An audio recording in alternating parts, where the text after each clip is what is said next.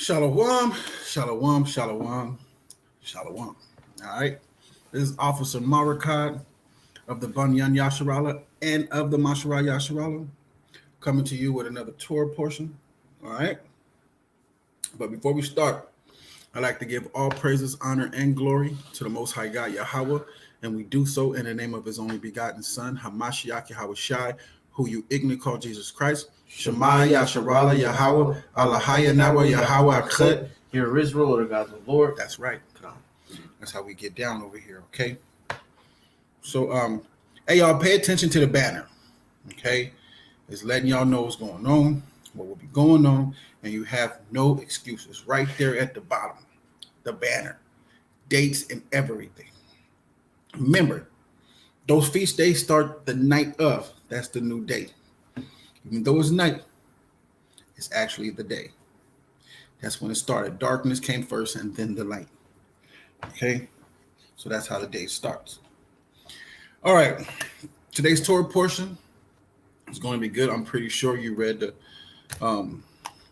little notes in the description. I'm pretty sure you read the description of the video and what we're going into. But if you have it and you just clicked on the video, the water, it will be in the Torah. We're going to Exodus chapter 21, starting at verse 1.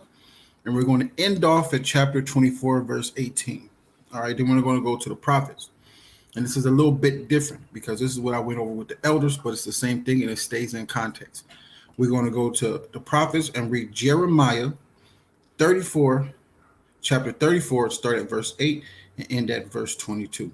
And then we're going to go to Isaiah chapter 66, starting at verse 1, ending at verse 24. And then we're going to go to the gospel, to the book of Matthew, and start at chapter 26, verse 22 to verse 30. That's what we're going to be doing, all right? So pay attention.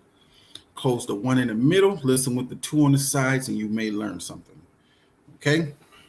Try to keep your kids quiet, and we'll try to keep this as quick as possible so that you'll be able to sit down and get through all of it, okay? And if not, I will be doing a brief, not synopsis, what we call a briefing, a brief summary on Monday about what we went over and what we went through, okay? For those people that their kids are not allowing them through their behavior to watch the video in peace and everything else. This will just be a brief summary for 30 minutes. That way you'll know what happened on the Sabbath service and what we talked about, okay?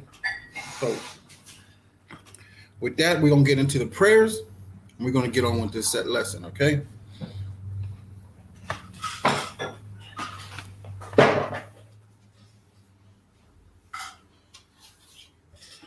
And everybody that's watching, what I like to do, we like to have our fringes on when we're in the Sabbath service, all right? It's just like we're going to be in the temple, you know what I'm saying? Going over this on the Sabbath, during the Sabbath service, we're going to be going over these things, but we'll have our fringes on. So best thing is you rehearse the righteous act, all right? One second. Yeah, so every other day. Like you, it's irritated. No, it's taking the scraped up and everything.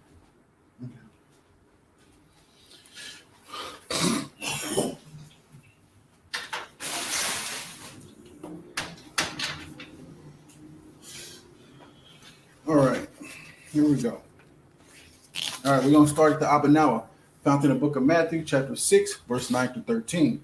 Abanawa, Shabbat Shemayim, Kodash, Hayah, Shemka, Yahweh, Malathwaka, Taba'ah, Ratazaka, Ayah, Aisha, Baratazah, Kahaya, Bashamayim, Nathanyanawa, Lakam, Kayawam, Wasalakinawa, Kabawatinawa, Kasalakinawa, Kabawatinawa, Wala'ah, Tabiyainawa, Benisayawam, Abo, Kabashayna, Manrai, Kaya, Laka, Hamalakwa, Wa'ala, Watapara, Walayalumyam, Aman. Aman. Bahashem. Ba'ashem. Yahushua. Yahushua. Hamashiach. Mashiach. Aman. Aman. Our Father, Our Father, which art in heaven, which art in heaven, hallowed be thy name. hallowed be thy name. Yahweh, Yahweh. thy kingdom come. Thy kingdom come. Thy will be Thy done will be done here on earth here on earth as it is in heaven. as it is in heaven. Give us this day Give us this day our daily our bread, daily bread. and forgive us Forgive us our debts our debts as we forgive as we forgive our our debtors, debtors. and lead us not And lead us not into temptation, into temptation, but deliver us but deliver us from evil. from evil. For thine is the For kingdom thine is the kingdom and the power and the power and the glory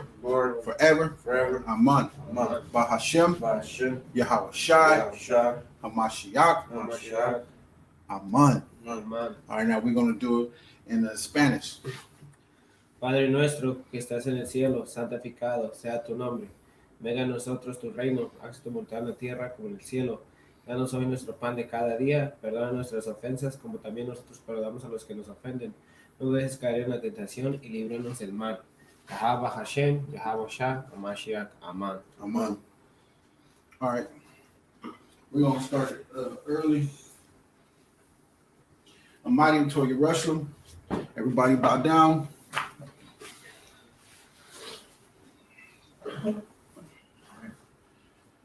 This is the Asherah. Blessed are they that dwell in thy house. They will still be praising thee, Selah.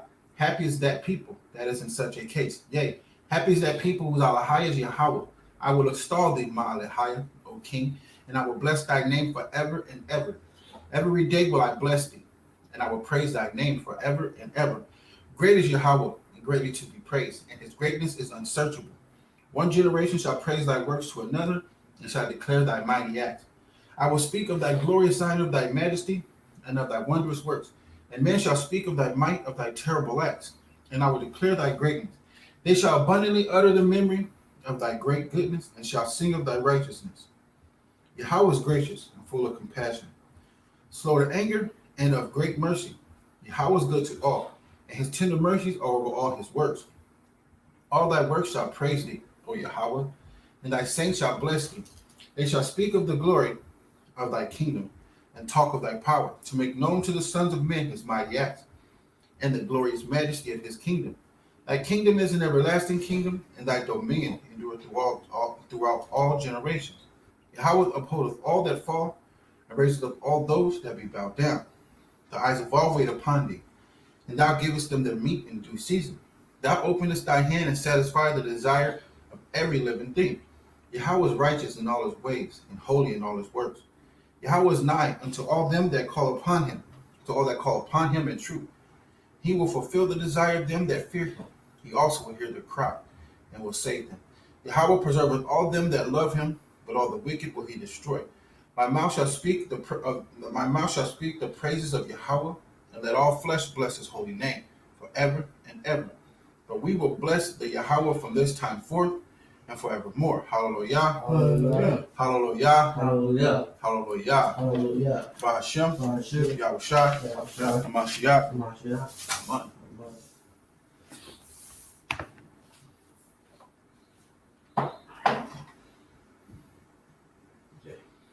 All right, this is the first three prayers of the Amada, Abuwak, Barak, Atah, Yahweh, Allahayanahu, Allahaya, Abathanahu, Allahaya, Abaraham, Allahaya, Yatazakah, Walahaya, Yaquab, Allah, Sharia, Allah, Ayawan, Gamal, Kesarayam, Barak, Atah, Yahweh, Magan, Abaraham, Gawarwa, Atah Yahweh, Gawar, Lawalam, Yahweh, Makaya, Matayam, Dawama, Wamaya, Dawama, Laka, Malak, Hawalam, Mamaya, Wamakaya, Barak, Atah, Yahweh, Makaya, Matayam, Put the worship, Shem Yahweh, Atah, Kadayash,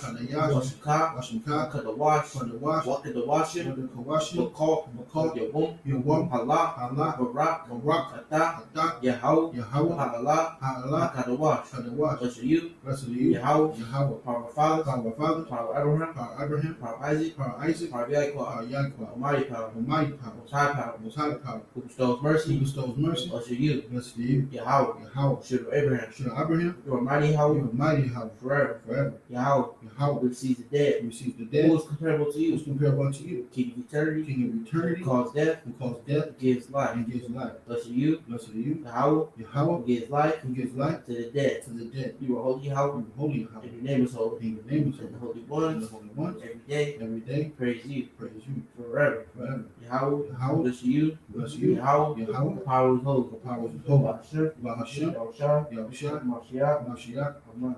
Amen.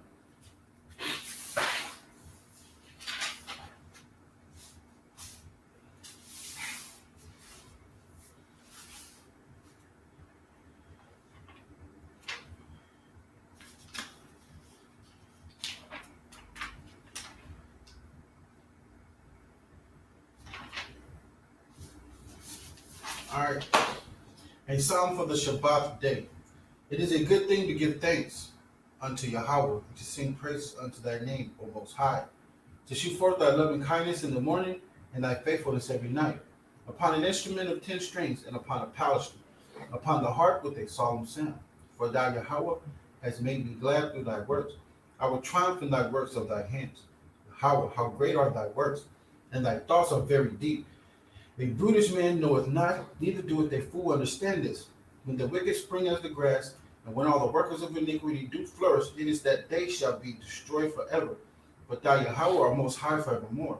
For lo, thine enemies, Yahweh, for lo, thine enemies shall perish. All the workers of iniquity shall be scattered. But my horn shalt thou exalt like the horn of a unicorn. I shall be anointed with fresh oil. My eye also shall see my desire on my enemies, and my ear shall hear my desire of the wicked that rise up against me. The righteous shall flourish like the palm tree. He shall grow like a cedar in Lebanon. Those that be planted in the house of Yahweh shall flourish in the courts of Alahiah. They shall still bring forth fruit. In old age they shall be fat and flourishing, to shew that Yahweh is upright. He is my rock. There is no unrighteousness in him. Hallelujah. Hallelujah, Hallelujah. hallelujah, Hallelujah. hallelujah, Bahashem. Hashem, Yahushua. Yahushua, Mashiach. Mashiach. Amen. All right. Everybody stand. Everybody stand. Get back to your seats.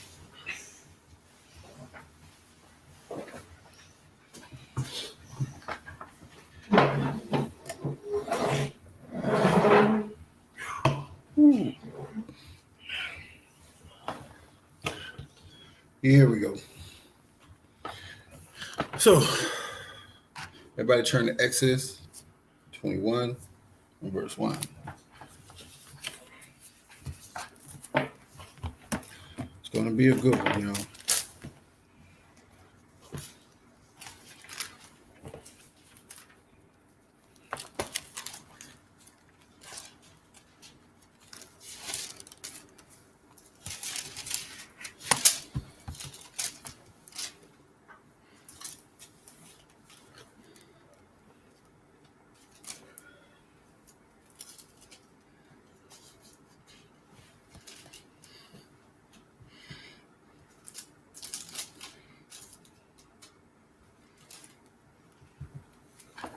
All right, here we go.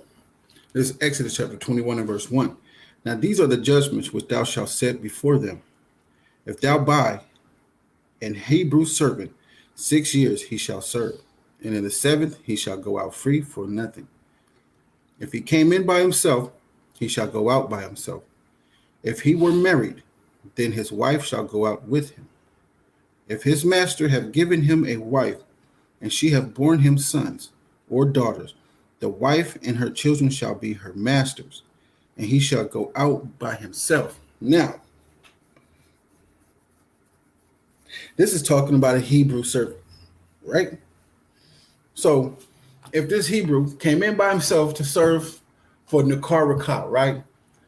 Nakar Rakah, I'm working for Nakar Rakah, I'm coming in there, and Nakar Rakah gives me a wife, right? He didn't give me a wife to, yeah, he did give me a wife to, what I'm saying, for me to be comfortable while I'm there. But if I had kids with this woman, you know what I'm saying? and I born kids over there. Those are his kids. That's his wife. I still can't leave it there. When I leave, I don't leave it nothing. That is just the law. I can't do nothing about it. Right. Okay, so if you have kids with your wife, That he gave me of his maidservants, that's his kids. yes. But it's not from his seed. It doesn't matter. Those are your servants. The law is the law. See why you try to make the 144,000? I don't want to be in that position where I make kids and I take a wife that you gave me, and those are my seeds, and they got to stay there. See what I mean? Again, now these are the judgments which thou shalt set before them. If thou buy a Hebrew servant, 6 years he shall serve, and in the 7th he shall go out free for nothing. He should go out free for nothing. And he don't owe you jack diddly, but you should let him leave with some things. All right? If he came in by himself, he shall go out by himself. If he were married, that means he came in married, right? Then his wife shall go out with him. If his master have given him a wife, and she have borne him sons or daughters, the wife and her children, the wife and her children shall be her masters, and he shall go out by himself. That is just the law. I can't do nothing with it. Go ahead. Can the master sleep with his wife, the servant that he gave his wife, or no? Hold on, say it again. Can the guy, the master, The master. his servant, a wife, Uh-huh. his servant need, can the master sleep with the wife, with the servant's wife? I don't know about that. Because it says right there, the wife and his children shall be her master. Hmm. That's what I'm saying.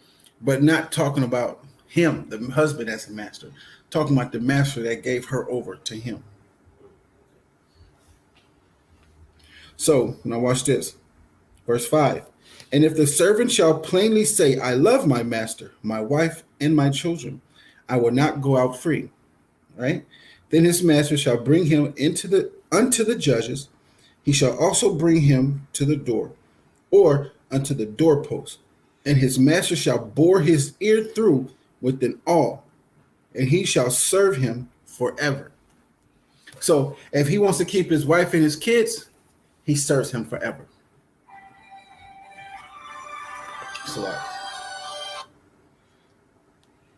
So that's the only way he's keeping that woman and those kids. Just like that. And this is a Hebrew servant. Now, there's a difference, though, between a bondman and a Hebrew servant. There totally is. So let's go there. Matter of fact, Leviticus 25 and 41. Let's go there real quick. Everybody turn to Leviticus 25 and 41.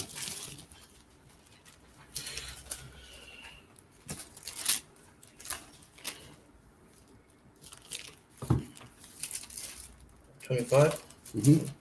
And 41.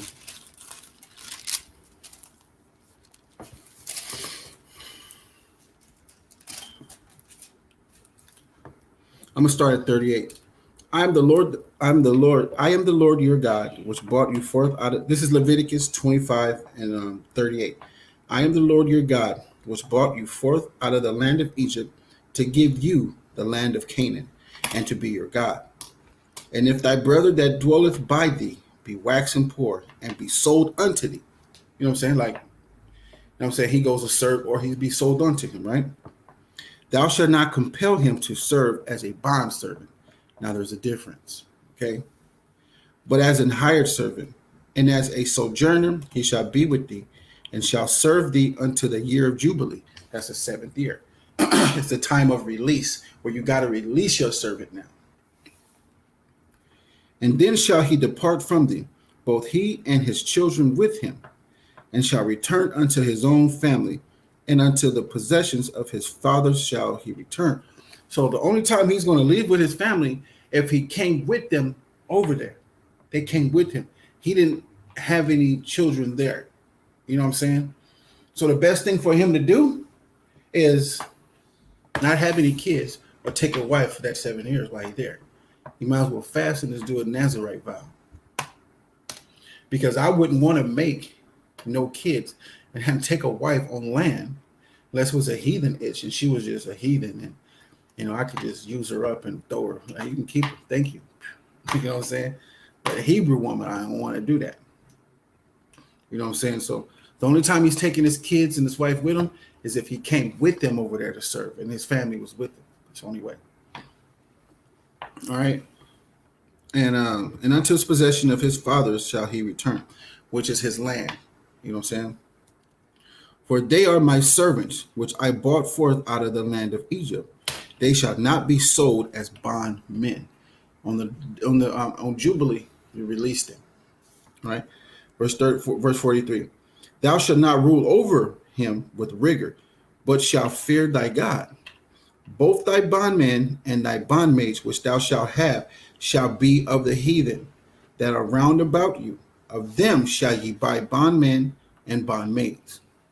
Moreover, the children of the strangers that do sojourn among you, of them shall ye buy, and of their families that are with you, which they beget in your land, and they shall be your possessions.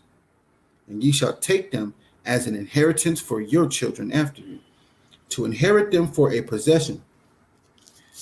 They shall be your bondmen forever. But over your brethren, the children of Israel, ye shall not rule one over another with rigor.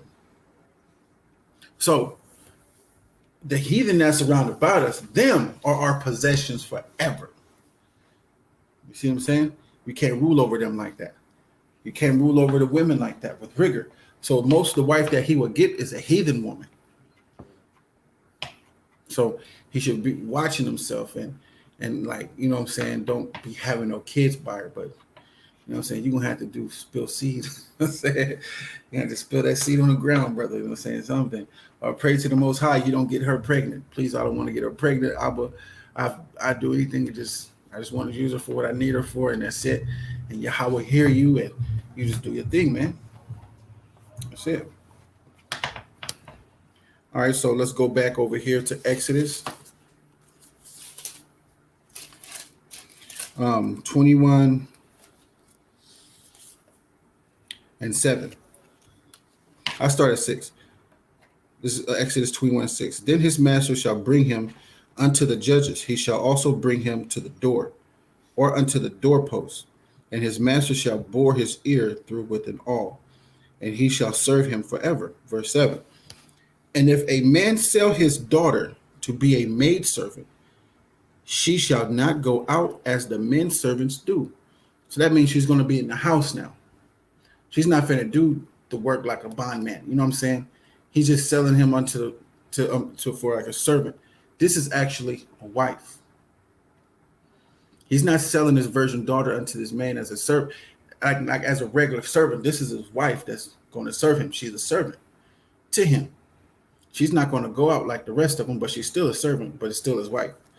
All right. So if she please not her master, who hath betrothed her to himself, see, then shall he let her be redeemed.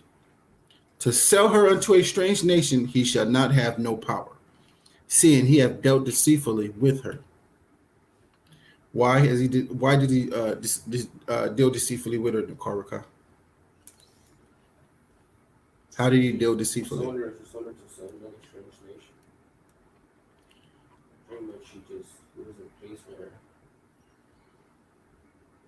Actually, he saw some uncleanness about her. When in verse 8, if she please not her master, who hath betrothed her to himself, then shall he let her be redeemed.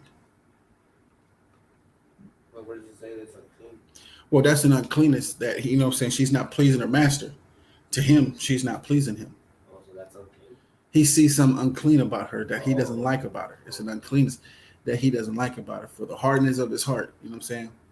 Then shall he let her be redeemed, not to some strange nation. All right, got to be of his people. Which is rare to sell her unto a strange nation. He should have no power, saying that he got dealt deceitfully with her. He has no power to sell her to a strange nation. All right, verse 9.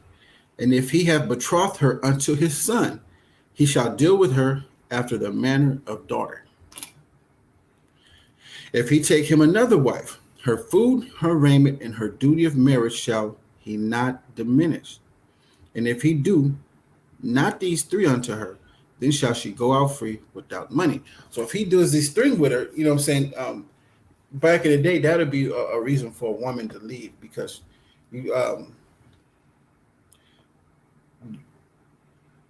took her duty of marriage away, her raiment away, her gold and jewelry, her clothing, everything else. If you take another wife, her food, he don't feed her, he don't give her raiment, and her duty of marriage. Duty of marriage, like sex and everything else, food in the house and her raiment, her clothes and everything else. He's not doing that for her.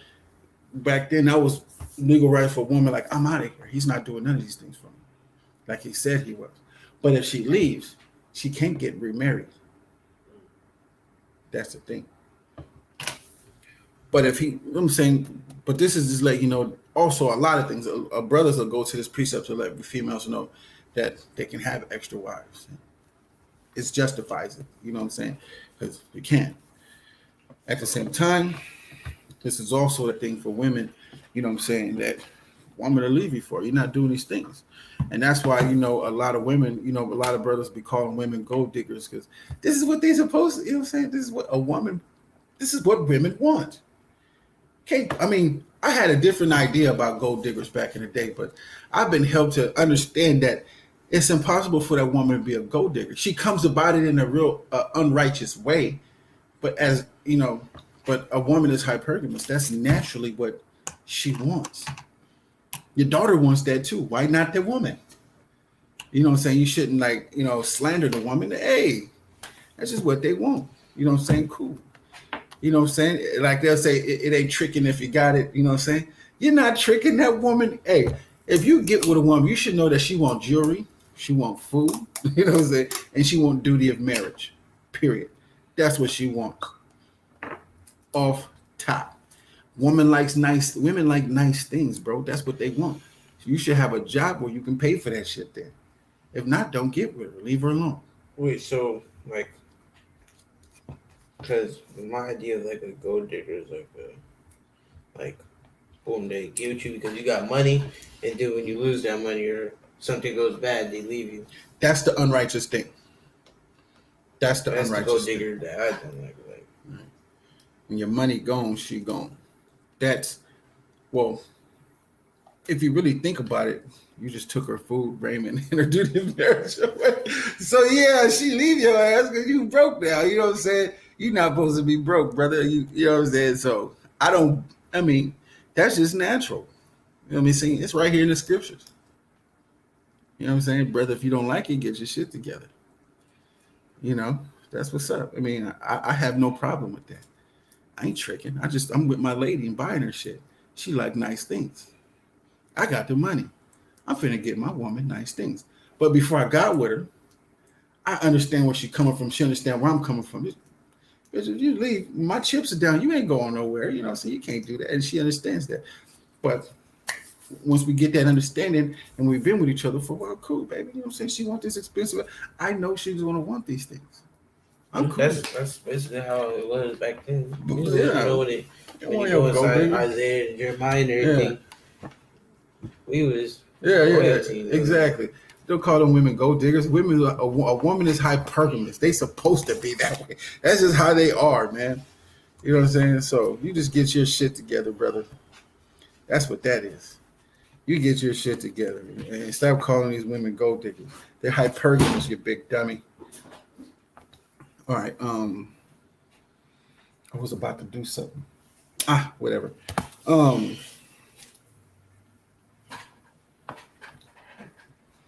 Okay, cool. Whatever. Verse 10. Nope, verse 11. And if he do not these three unto her, then shall she go out free without money. He that smiteth a man. Let me explain 11.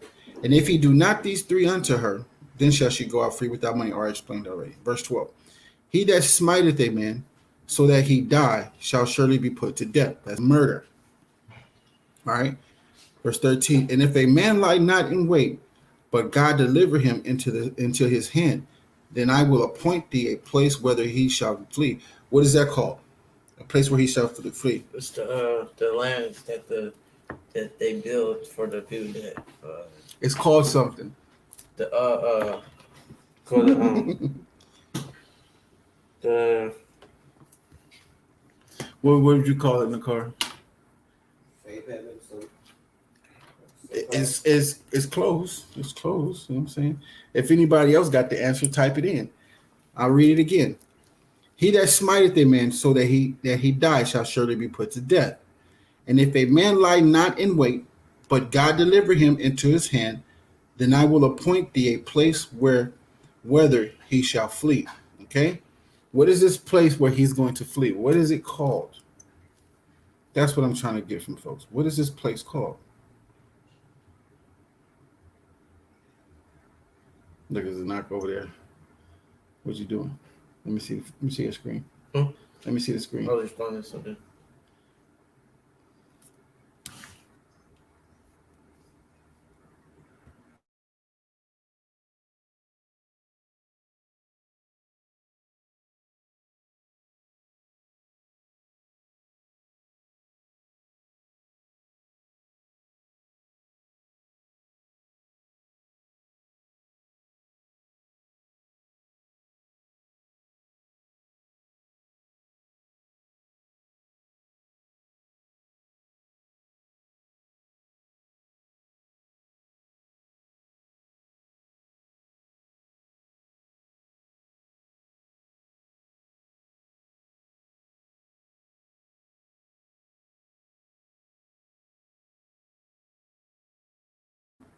Slacky about that, y'all. So, okay.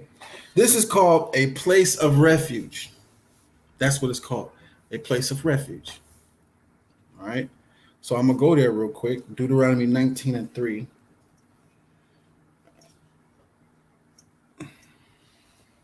Deuteronomy 19:3. Thou shalt pair. I'm going to start from 1. Get in context. When this is Deuteronomy chapter 19, verse 1. When the Lord thy God hath cut off the nations whose land the Lord thy God giveth thee, and thou succeedest them, and dwellest in their cities and in their houses, thou shalt separate 3 cities for thee in the midst of thy land, which the Lord thy God giveth thee to possess it.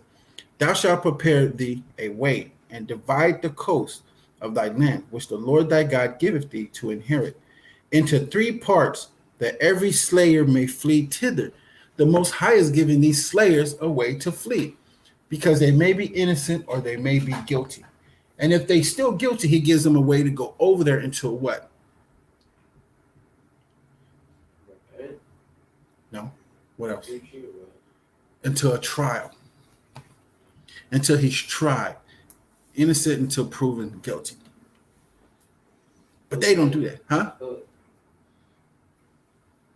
what in this world? What do they call that? As someone's really away from the home side? He's a fugitive. Fugitive. Yeah. Yeah. Yeah, but they don't do it like we do. It's a lot of things that they took our shit and they flipped it. And watch, I'm gonna point them out. They took our stuff and flipped it. Me and the wife was going over it this morning. They took our stuff and flipped it. It's crazy. Hey, y'all make sure y'all share and like and comment on these videos. Wifey got it. City of Refuge. I think she got it before I said it. Yeah, she did. She got it before I said it. City of Refuge. Ha ha ha ha. She got it. That's right, baby. That's right. She's not cool. Stop hating. Don't hate. She got it before you, officer Zanakaria. How you gonna let the wife get it before you? I am disappointed in you, I had an man. idea what it's called. Yeah. Hey, man, that's how safe heaven. It was close. It was close to what the hell? What did you say? No, I said it was a land that people go to when like they're slaves, like when they like accidentally kill somebody. When they accidentally kill He was somebody. getting close. He was getting close, though.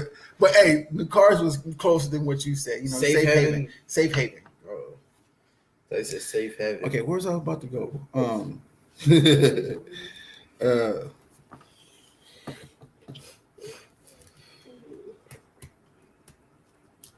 Okay, so verse I'm sorry, Deuteronomy 19:3. Thou shalt prepare thee a way and divide the coast of thy land, which the Lord thy God giveth thee to inherit, to into 3 parts, that every slayer may flee thither. And this is the case of the slayer which shall flee, and this is the case of the slayer which shall flee thither, that he may live. Whoso killeth his neighbor ignorantly, whom he hated, not in time past, as when a man goeth into the wood with his neighbor to hew wood, and his hand fetcheth a stroke with the axe to cut down the tree, and the head slippeth from the hole, and lighteth upon his neighbor that he die. He shall flee unto one of those cities and live. Lest the avenger of blood pursue the slayer while his heart is hot, and overtake him, because the way is long, and slay him, whereas he was not worthy of death, inasmuch as he hated him not in times past. Wherefore I command thee, saying, thou shalt separate 3 cities for thee. Right? And the Most High is going to enlarge them, but it is for that. So when it comes to that part, you know what I'm saying, like right here, he that smiteth the man so that he die shall be surely be put to death, right? And if a man lie not in wait, so he's not lying in wait, right, for this dude that slayed him, he's not pursuing him for blood, right? But God delivered him into his hand. The Most High is like, here you go, slay him, right? Moses is like, I will appoint thee a place where he shall flee, and that's a place of refuge, so he can come and they can find out what happened. You know what I'm saying? Even though the Most High delivered him, still want to find out what happened. Want to be righteous. Most High may have put him in front of you to see if you're going to slay him. You know what I'm saying? And he could be innocent, and you can show some mercy. But like, you know what, Flick, we're going to wait until court. We're going to find out. We're going to wait until court. That's what he's hoping you'll do. Give him some mercy until the time of the court, and he go into the place of refuge. You know what I'm saying? It's not like you saw him right here. He just killed your bro, and you know everything that's going on, and it would happen right in front of you, boom, and then he tried to rob your brother and killed him. That would be a righteous kill. All right. So it's a place of refuge. Verse 14. But if a man come presumptuously upon his neighbor to slay him with gall, that's where it comes in, like the Most High deliver him to you, and you show him mercy, but like, hold on, because you may not have all the facts, right? And it says, but if a man, verse 14, but if a man come presumptuously upon his neighbor to slay him with gall, thou shalt take him from mine altar, that he may die. And he that smiteth his father,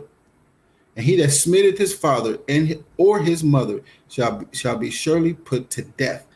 So if your kids over here hitting on their parents, put them to death.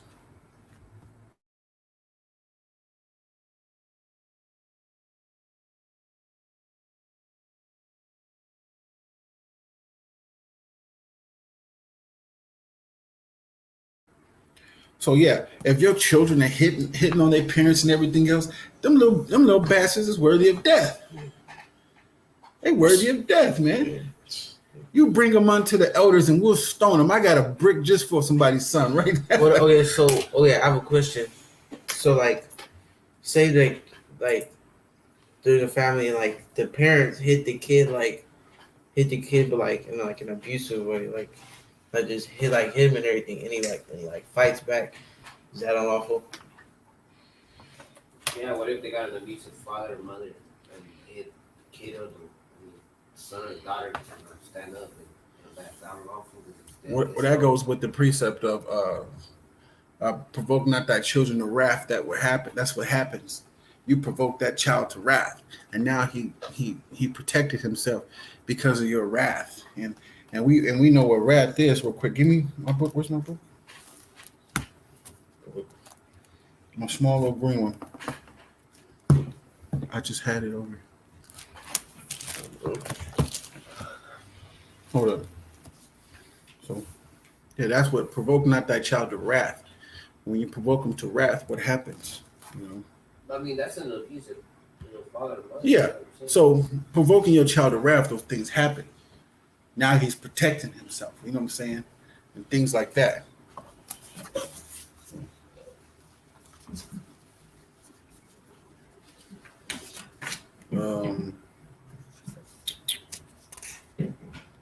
that.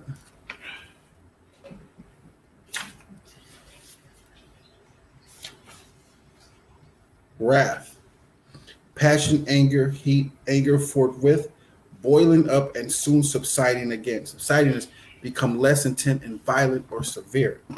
Or forthwith is immediately without delay. That's that wrath that comes without delay. Now that kid is reacting bad. The scripture says, provoke not thy child to wrath. Then shall that kid go to the city of refuge until a case comes. So that should happen with, you know what I'm saying, with the information I got right now and all the precepts, I can put that together and be like, that's what's going to happen right there.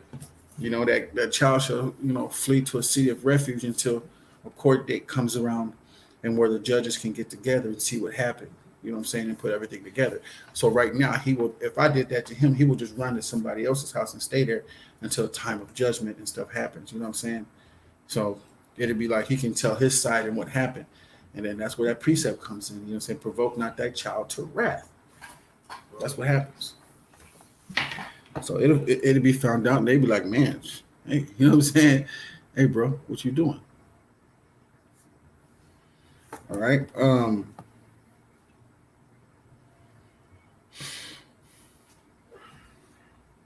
Verse 16. And he that stealeth a man and selleth him, or if he be found in his hand, he shall surely be put to death. And he that curseth his father or his mother shall surely be put to death. Now, in this case, your kids are talking foul use of foul language against you and everything else. That's worthy to be put to death. Now, if a kid is doing that, that's just a disrespectful little kid. They need to be put to death. Because if they can talk foul to their parents, imagine what else they'll do. That's just a bad seed right there. You know what I'm saying? Verse 18, and this is a new context of it right here. And if men strive together, and one smite another with a stone, or with his fist, and he die not, but keepeth his bed, if he rise again and walk abroad upon his staff, then shall he that smote him be quit. Be quit means innocence. Okay? Onely he shall pay for the loss of his time and shall cause him to be thoroughly healed. This is called compensation of wages, paying doctor bills and stuff like that. You got to pay that brother's doctor bills now that you hit and everything else. Of the heathen, we can give a damn. But of our people, we give a damn. You know what I'm saying? We're fighting our brother. That's the law, bro. You got to pay his wages. And you got to pay for his time lost that he wasn't at work. As compensation of wages. And strive together is to struggle. Now they're struggling. All right. So verse 18, and if men strive together, they struggling, they're fighting, and one smite another with a stone or with his fist, and he die not, but keepeth his bed. If he rise again and walk abroad upon his staff, then shall he that smote him be quit. Now he's innocent. He's not worthy of death because he lived. All right. Only he shall pay for the loss of his time, and shall cause him to be thoroughly healed. And if a man smite his servant or his maid with a rod, and he die under his hand, he shall surely be punished. All right. Now this is a bondman. This is right here is a bondman because it's different.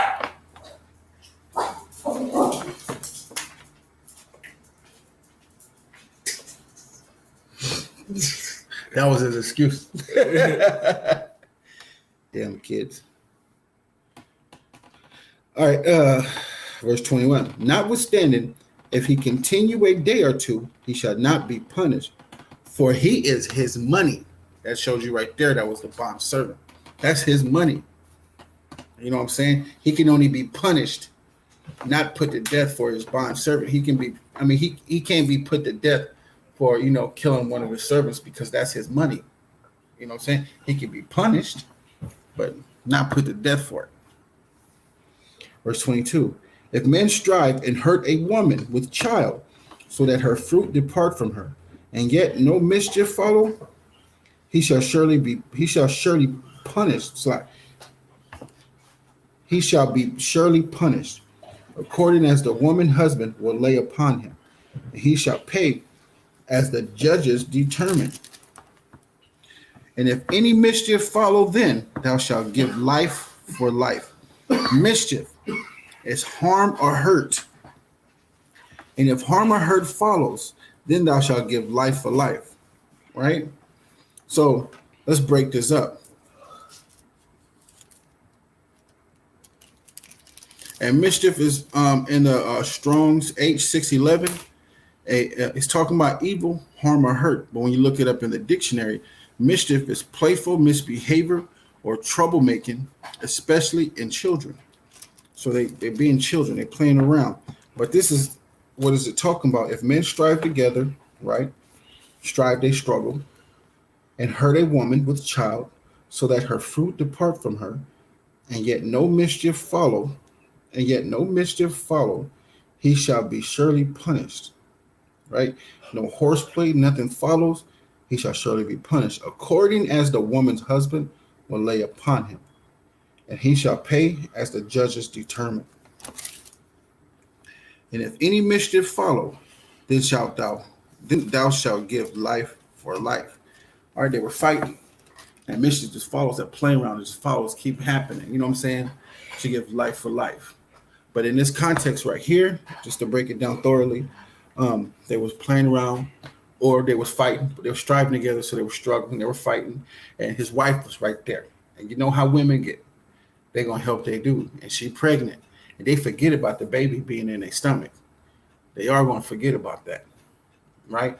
And mischief follows, and they're just still playing, they're still going at it, and boom, they didn't stop at nothing. And a woman lost that baby. Now he's going to pay according to what the husband feels he's supposed to pay, right? And if any mischief follow, then thou shalt give life for life. So that's what's happened. So verse 24. Eye for eye, tooth for tooth, hand for hand, foot for foot. Burning for burning, wound for wound, stripe for stripe.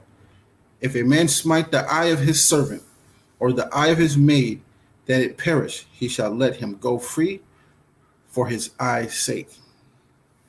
And if he smite out his servant's tooth, or his maid servant's tooth, he shall let him go free for his tooth's sake. You just a dude that don't need servants if you do this. You don't need servants. All right. Verse 28. Now we're going into a different context of the scripture, right? If an ox gore a man or a woman, that they die, then the ox shall be surely stoned, and his flesh shall not be eaten. But the owner of the ox shall be quit, all right, shall be innocent.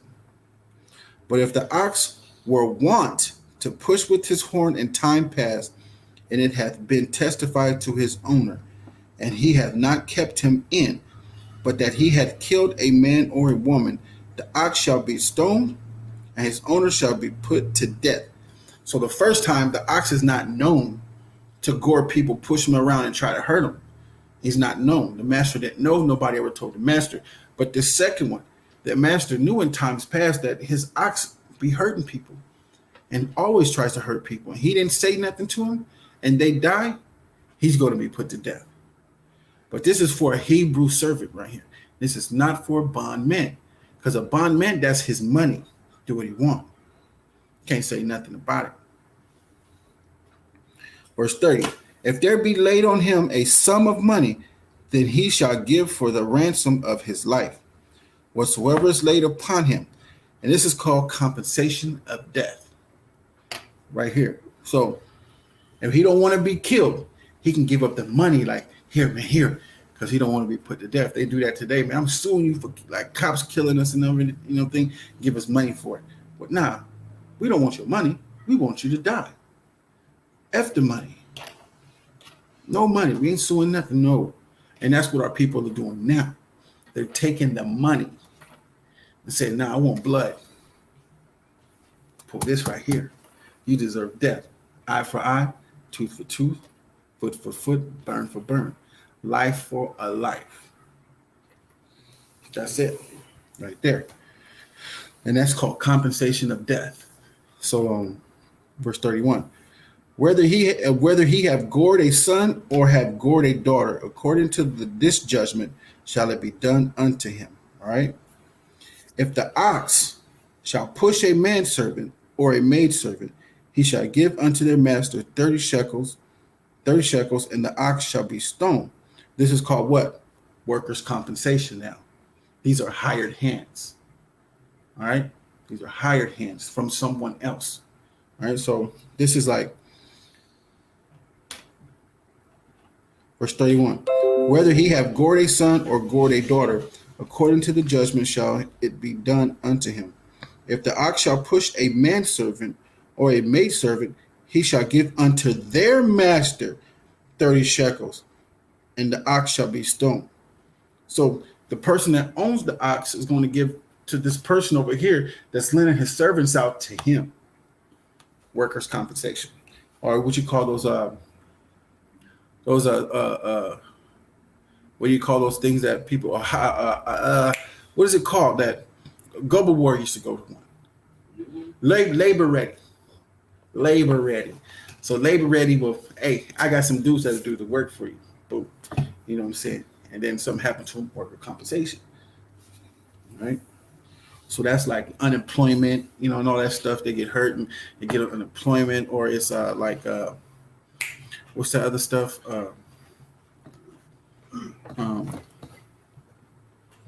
After a while, you pay into it. What is it called? I was just talking about it with my wife. What is it called?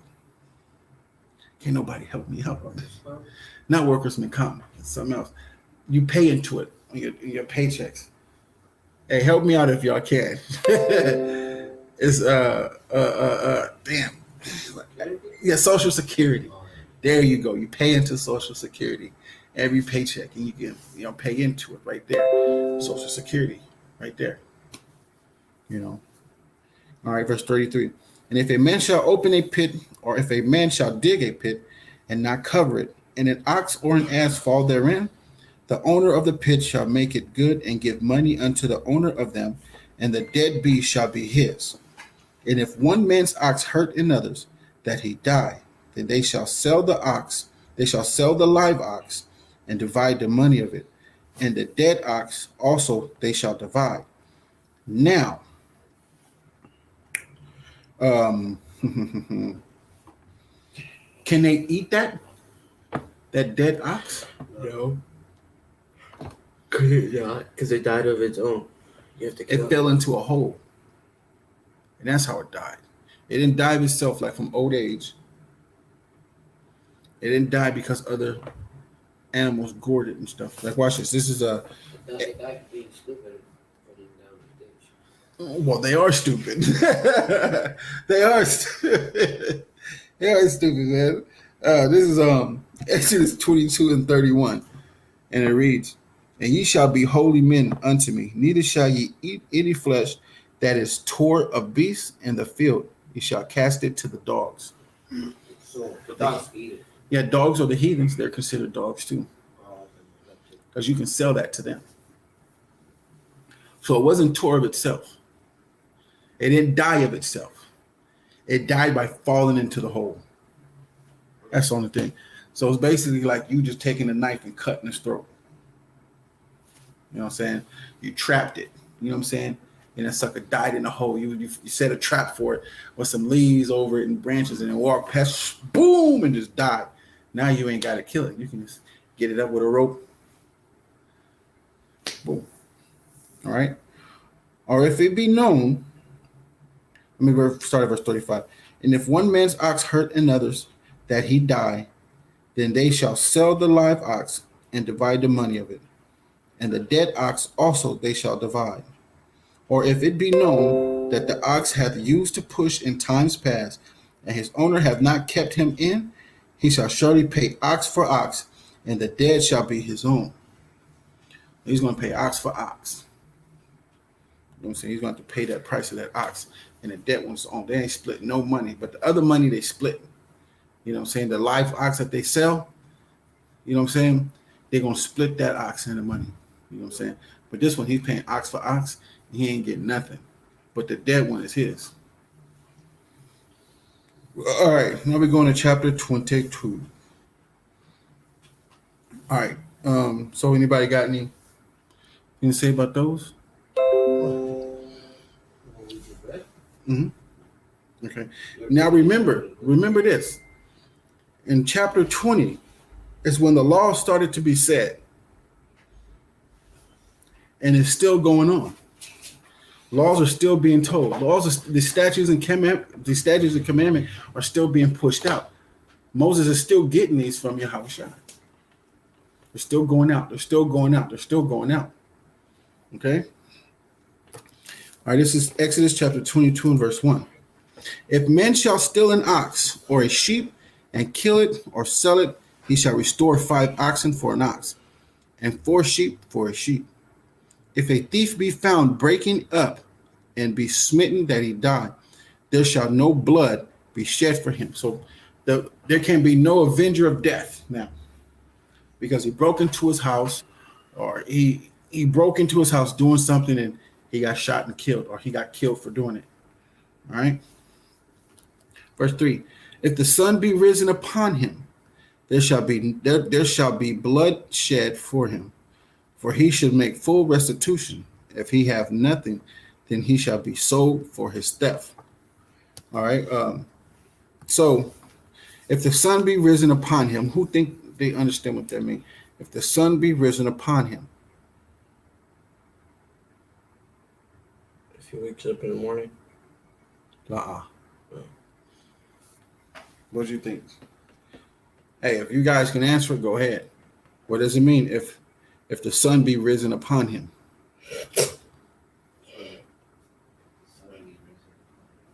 Think about it. It took me a bit too. Think about it. So imagine if the sun just hits you and people are just, you know what I'm saying, are accusing you of stuff. Who just rises the sun upon you? The Most High, right? So it's a metaphor now. If the sun be risen upon you, is what? If you're seen, he's innocent. He's innocent. So This is right here. If the sun be risen upon him, there shall be blood shed from him. there shall be blood shed for him.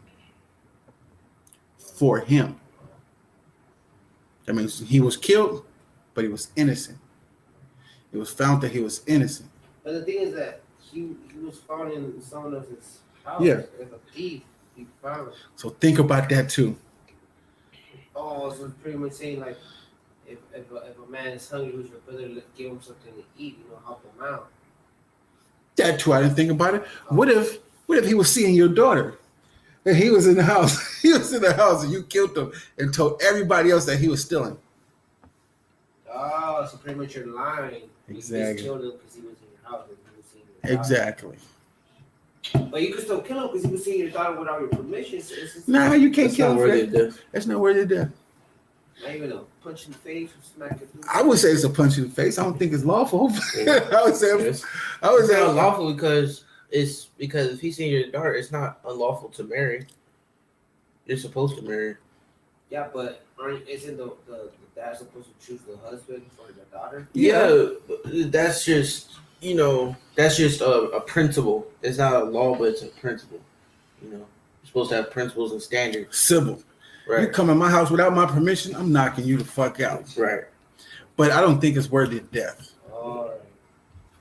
It's not like he committed adultery or. Nah, he didn't do none of that. I mean, yeah, I've already given my daughter to somebody else and you sleeping with her? Now it's death. Yeah. And she said yes to him, but she's sleeping with you? Now there's death. Both of you. Killed your own daughter. And you can't come up with no lies. I already given it to somebody. But he was just lying about it. Yeah. Nah, can't do that right there. Ow, my wrist. Okay, if the sun be risen upon him, there shall be blood shed for him, for he should make full restitution. If he have nothing, then he shall be sold for his theft. If the dude has nothing to give back or pay for what he stole, now he's gonna have to work it off. Hey, you need a Q-tip up, yeah. Okay, if the thief be certainly found in his hand alive, whether it be ox or ass or sheep, he shall restore double. If a man shall cause a field or a vineyard to be eaten, and shall put in his beast, and shall feed another man's field, of the beast of his own field, and of the beast of his own vineyard shall he make restitution. That means, you know what I'm saying, you just let your own beast go through somebody's vineyard and eat everything. You owe that man. You can't be letting that beast come in my field and that happen.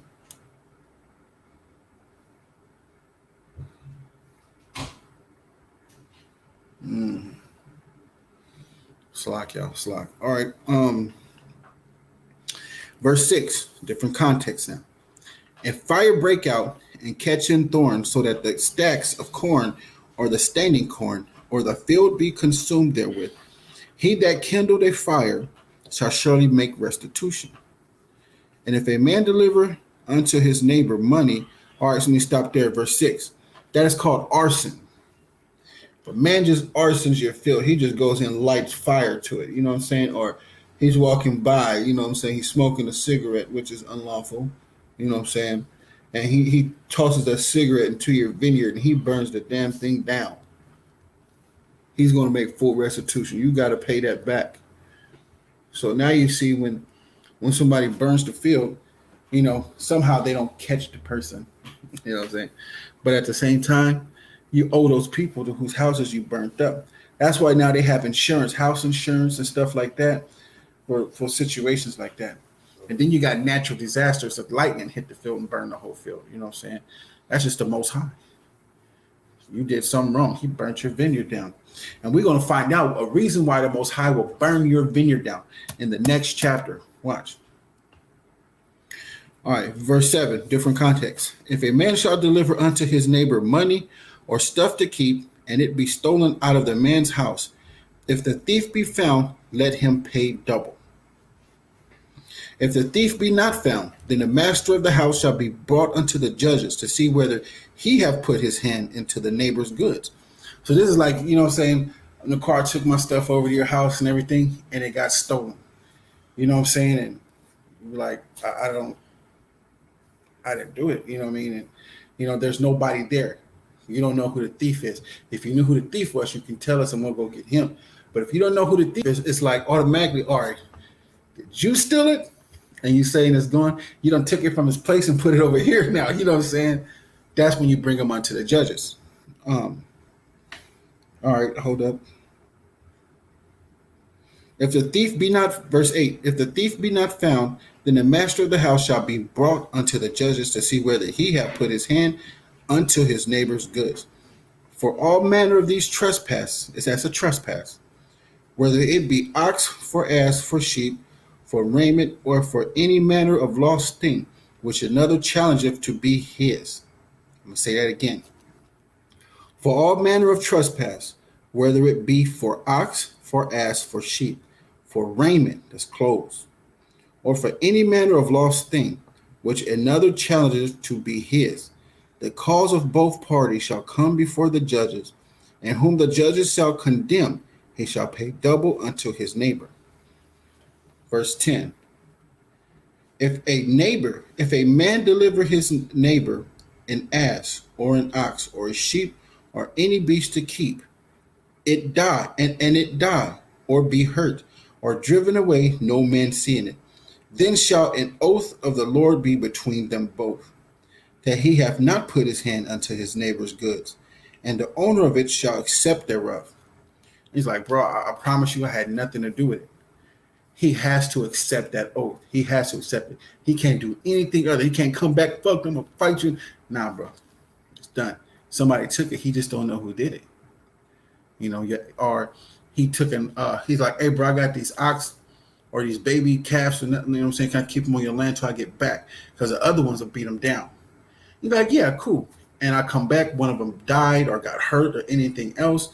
And you know what I'm saying? We'll just go into the judges if I think you had something to do with it. And if you're just like, bro, I had nothing to do with it. And I accept the oath. I just got to accept it. All right.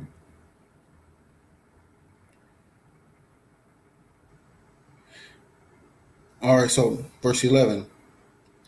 Then shall an oath of the Lord be between them both, that he hath not put his hand unto his neighbor's goods, and the owner of it shall accept thereof, and he shall not make it good. So now you ain't got to pay nothing back. Verse 12. And if it be stolen from him, he shall make restitution unto the owner thereof. So if I left my calves at your house or cows over the weekend and it was stolen from your house, it's on you. You will have to pay that back. Verse 13. If it be torn in pieces, then let him bring it for a witness, and he shall not make good that which was torn. So if it was torn up, or you know what I'm saying, you should bring as a witness. Hey man, something ate your stuff up, bro. I had nothing to do with it. Man, all right, cool, bro. Thanks, man. Ain't nothing nobody can do about it. You know what I'm saying? But you bought it as a witness, like, hey, look. You know what I'm saying? Remember his ear you tagged and everything else. And, you know. Verse 14. And if a man borrow out of his neighbors, and it be hurt or die, the owner thereof being not with it, he shall surely make it good. I say that again. And if a man borrow out of his neighbor, and it be hurt or die, the owner thereof being not with it, he shall surely make it good. So if you needed another ox or something to pull for your vineyard, something to, you know what I'm saying, to till the ground, and it gets hurt or it dies, you have to make it good. But if the owner thereof be with it, he shall not make it good. If it be in hire thing, it came for his hire. So if I left my ox there and you used it and it got hurt or died, you got to pay for it. But if I was there and it got hurt or it died, you don't got to pay nothing. I was there. It was there for a labor hire. You know what I'm saying? It was there both times for labor, but it just shows you if I wasn't there, you got to pay for it. But if I was there, it's not your fault. Man, hey, it just happened. You know. Verse 16. And if a man entice a maid that is not betrothed and lie with her, if her father utterly refused to give her unto him, what we're talking about, if he broke in with somebody, if he was with his, you know what I'm saying, with his daughter and stuff like that, he enticed her, he lied with her, right? He shall surely pay money according to the dowry of virgins. So let's break that down. Entice, right? Entice is patah in the Hebrew, patah in the Hebrew, to persuade, seduce, or it can be deceived. So you got a righteous way and an unrighteous way to entice somebody. So this is a righteous way. He enticed this woman. He persuades her to lay down with him to be his wife, right? And if a man entice a maid, persuade a maid that is not betrothed is engaged, so she's not engaged, and lie with her. And when it says to lie, and to lie is to lie down,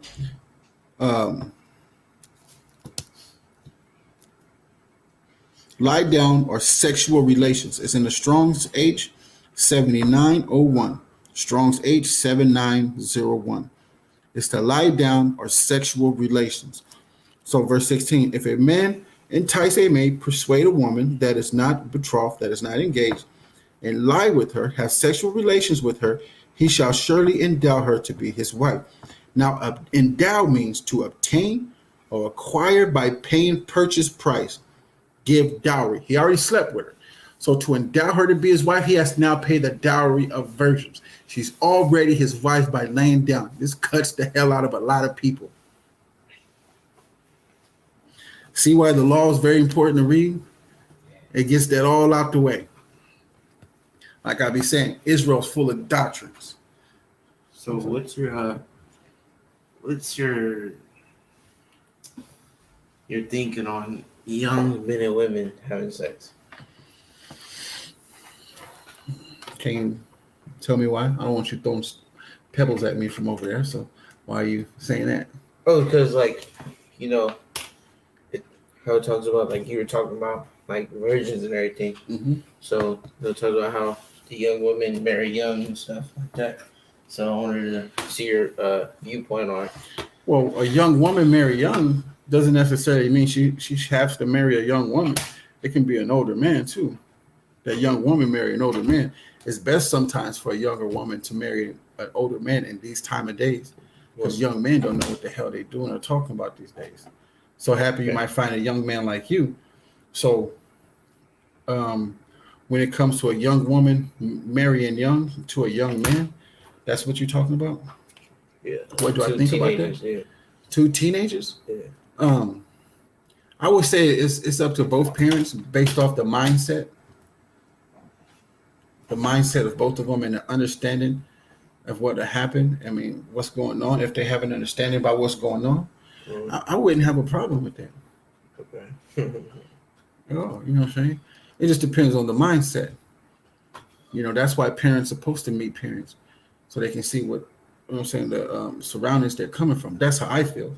And I wouldn't let anybody else have anything to say about it. Okay. It's based off how I feel. Right.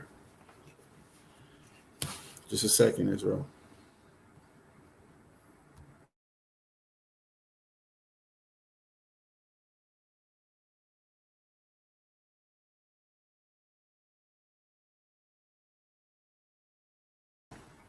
Okay, so what I mean by a younger woman, 18, 19, 18 and 19 on up, yeah, she should marry a older guy, 25 and up, 30, 40. That's on her. You know what I'm saying? It's good to get a younger woman. You know what I'm saying? They don't have a lot of bullshit in their head. Well, no, I'm saying it's social media. Yeah. Because of what they see, what they hear from. But it's easy to erase that out with logic. A man of understanding. An older woman is very hard to persuade her to understand and have an understanding with what you're talking about. Right. Yeah. I was talking to the car about that. I was like, man, these like girls my age nowadays is worse than, you know what I'm saying, the older women, you know what I'm saying? But like you said, it's harder to get that mindset out of the older woman than the younger woman because that older woman, her the lock to her treasure is rusty. You know what I'm saying? You can't really, open it like that, but for a younger one it's real fresh and everything. Like there's a saying, a lock that opens to any key is worthless. A key that opens any lock is worth. Okay. Now, verse 17. If her father utterly refused to give her unto him, he shall pay money according to the dowry of virgins.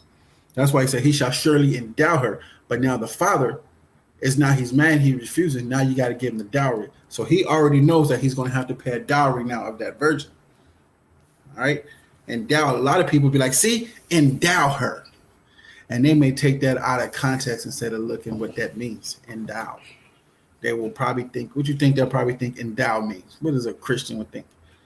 Endow her, like marry her. Right. Now he got to marry her. See, endow. And you're like, did you look that up? You know what I'm saying? So, verse 18, thou shalt not suffer a witch to live. Okay. What is witchcraft? Black magic, voodoo, palm reading stuff. Well, doing spells and seances and that little bowl.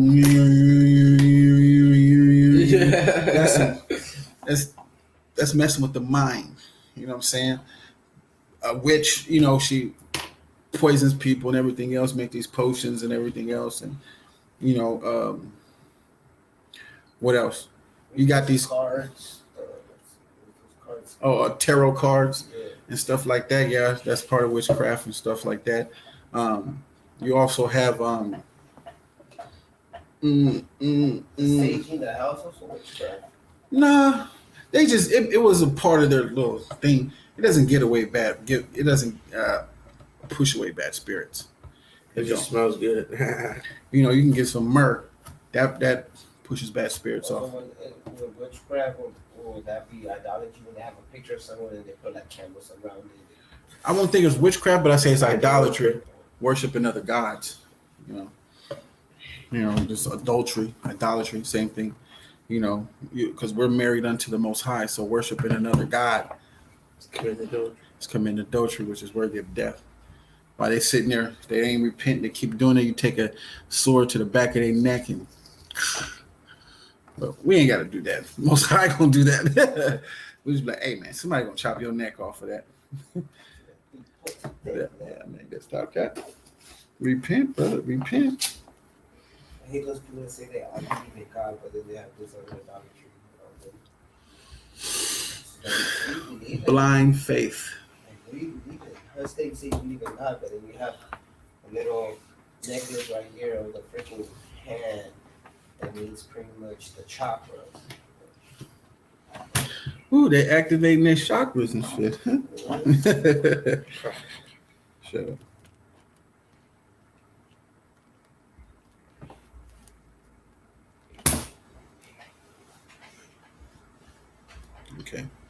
Okay, so verse 18, thou shalt not suffer a witch to live. Verse 19, whosoever lieth with a beast shall surely be put to death. This is what? An illicit behavior, an unlawful behavior. So let me get that real quick. Illicit behavior.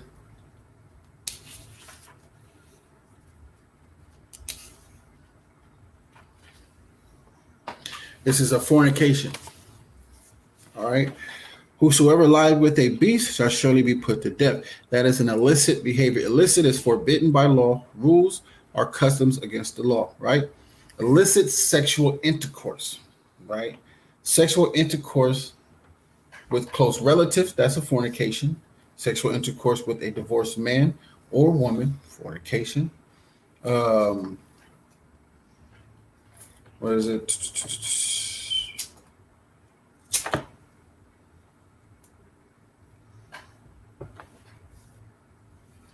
Sexual intercourse with animals, intersexual intercourse with animals, etc. That's a fornication. So fornication is worthy of death. All right. So verse 19, whosoever lies with a beast shall surely be put to death. That is an illicit behavior, an unlawful behavior. Verse 20, he that sacrifices unto any god, save unto the Lord only, he shall be utterly destroyed.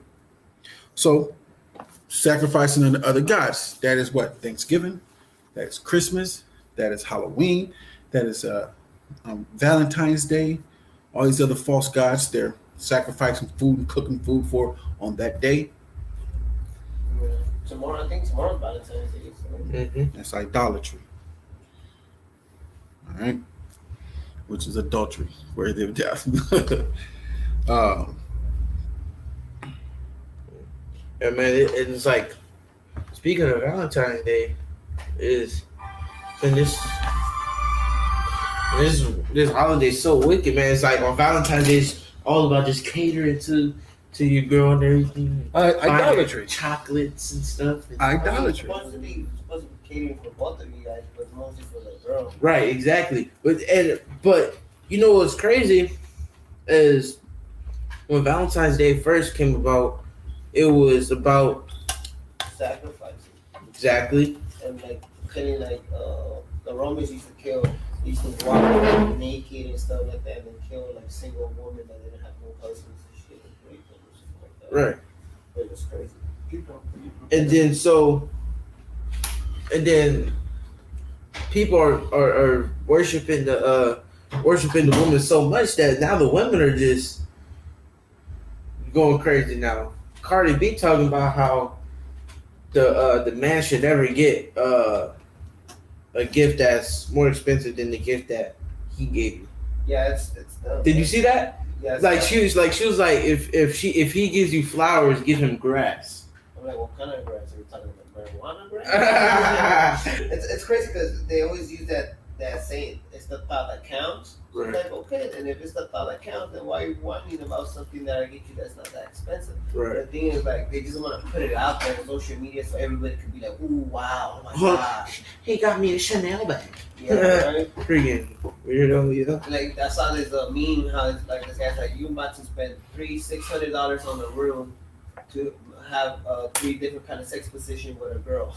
I'm like, damn. And it's true, man. Like, a lot of people are going to be spending a lot of money, you know, so they can put it out there on social media. It's just vain, man. Everybody's just vain. They just want people to see what they're doing with their lives, even though they say it's like, oh, like, be quiet about your life, keep your life secret. They want to put it out there so people can be over like, oh my God. Look at him, he's so happy. Look at her, she's so happy. Right, and then you be making Vain as people hell. that, and then you be making people that don't have a girl or don't have a dude be feeling all lonely and everything. Yeah. And they start freaking getting depressed and stuff. Yeah, and that's Covetousness starts why, to come about. That's why a lot of people are depressed because they see that other people are putting this fake life thing out there. And they're like, well, I wish that was there. And this and that. But it's like, how you know they're having fun over there? How you know they're just putting it there for just Vanity. man? And then they start to covet after that. And then these women start to have this inordinate affection about it, this extreme greed for it, or just I want what they have. yeah. Like damn, that's an inordinate affection, baby. It was gross. Yeah, be your own self. Like, why you Yeah. gotta follow everybody? Like, Come you're on. this little cult right now. Like, Yeah. conforming to crap. Uh-huh.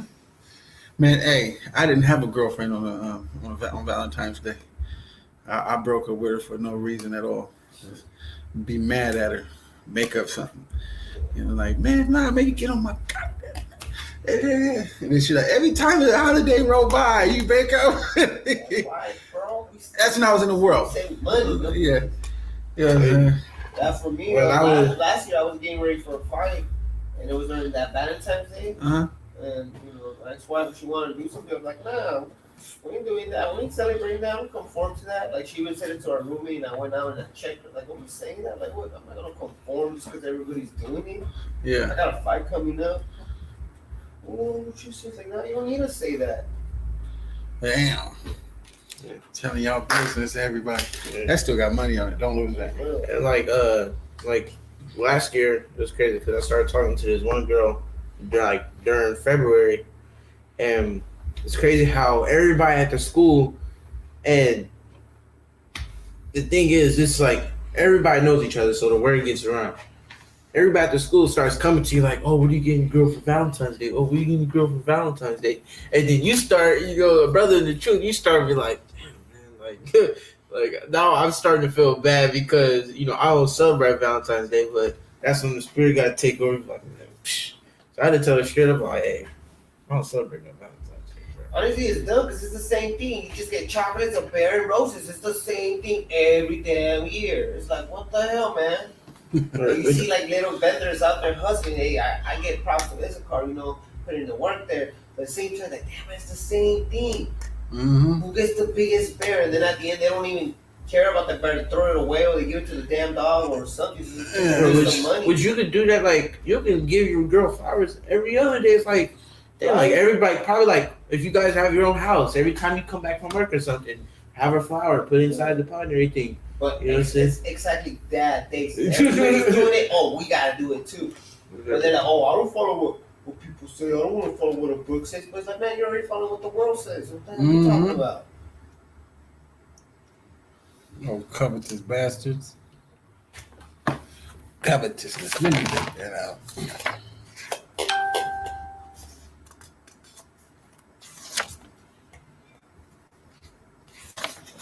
Covetousness, a greedy desire to have more. I want that too. I want that too. Avarice. All right. Avarice is an extreme greed for wealth or material gain. Meanness, covetousness, materialism, rapacity. All right. All that stuff is an extreme greed for something. To have what everybody else has. That is asinine. Okay. Let me check something real quick. All right, cool. So,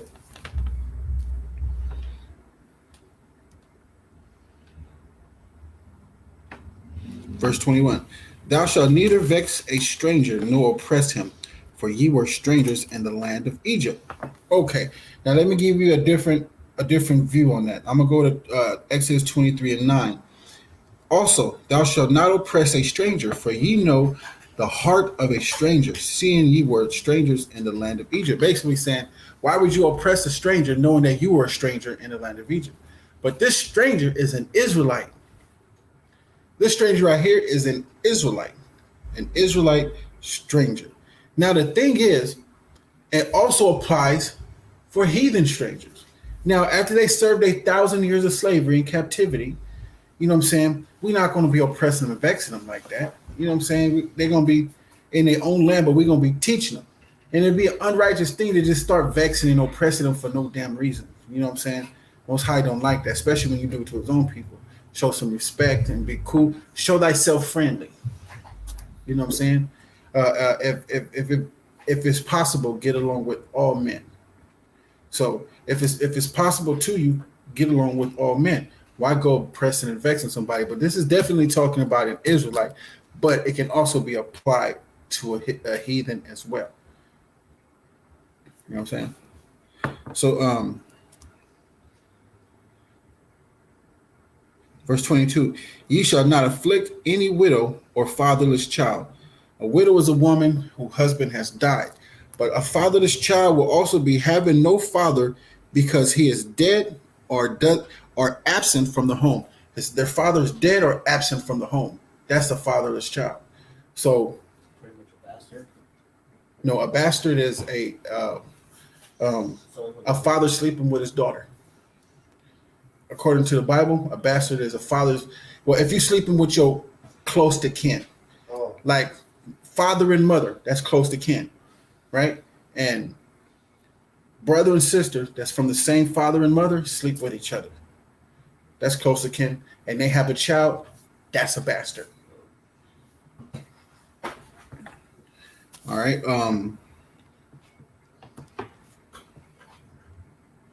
Verse 22, ye shall not afflict any widow or fatherless child. If thou afflict them in any wise, and they cry at all unto me, I will surely hear their cry, and my wrath shall wax hot, and I will kill you with the sword, and your wives shall be widows, and your children shall be fatherless. So now you're going to be, your wife is going to be a widow, and your children are going to be fatherless, not because you're absent, but because you're dead. Period. Verse 25, if thou lend money to any of my people that is poor by thee, thou shalt not be to him as a usurer. Neither shalt thou lay upon him usury. If thou at all take thy neighbor's raiment to pledge, thou shalt not deliver it unto him. By that the sun goeth down. So if you have a brother that you loaning money to, you can't loan him money for usury. Like, you know what I'm saying? Like, well, if I give you this, if I give you 50, bro, you gotta pay me 100 back. You know what I'm saying? That's usury. I'll let you do something if you. I don't know, man. It's kind of hard because I don't use people, so I don't have any. Anybody got anything on that? Would you consider usury? $100 that day, and I told him to read those 3 books. Was that usury? Did he read the 3 books? He's in Wisdom of Solomon right now. That's not usury.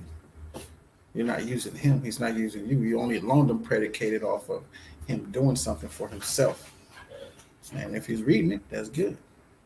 But that's all. It's like, hey, man, if you don't want to read it because it's a problem, that's cool. That's understandable. I'm just going to let you know that this would be the last time I'm going to. Now, he owes you that money now because you loaned him that money predicated off him doing something for you.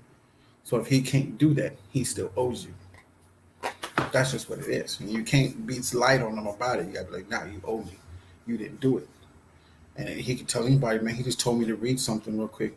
And I didn't want to read it. Then motherfucker pay him back. That's it. It's like that simple. Hey, I read them. You know what I'm saying? I read them. So that's what's up. So verse 25, if thou lend money to any of my people that is poor by thee, thou shalt not be to him as a usurer. Neither shalt thou lay upon him usury.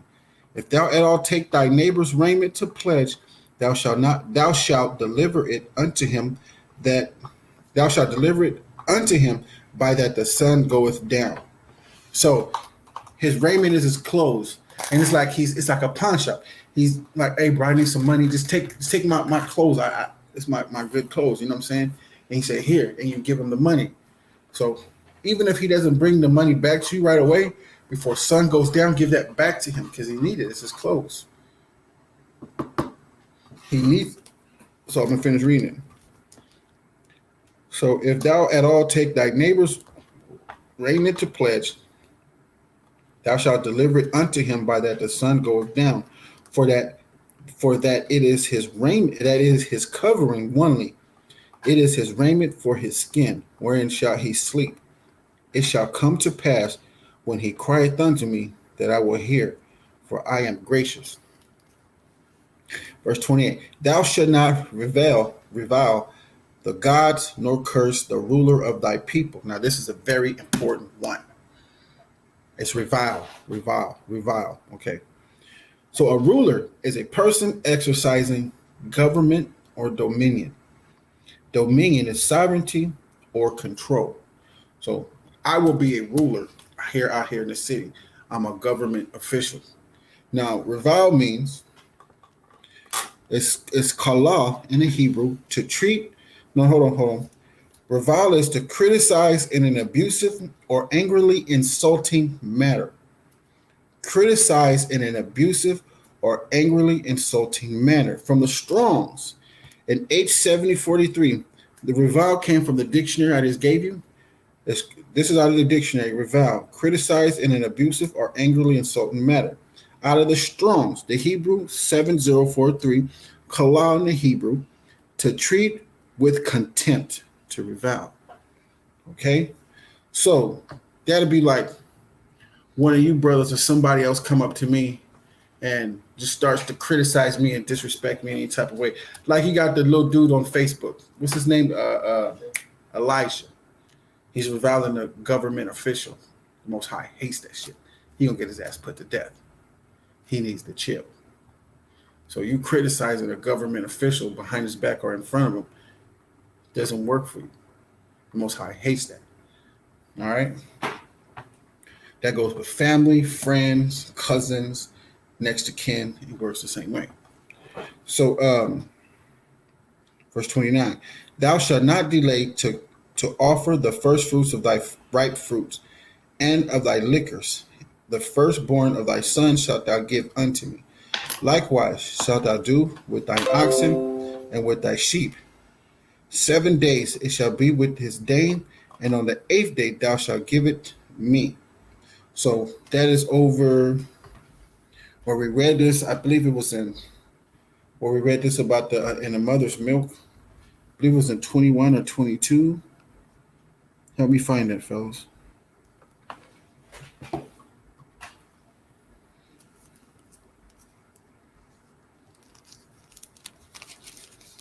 Likewise shalt thou do with thine oxen and with thy sheep. 7 days it shall be with his dame. On the 8th day thou shalt give it me, like a sacrifice. You know what I'm saying?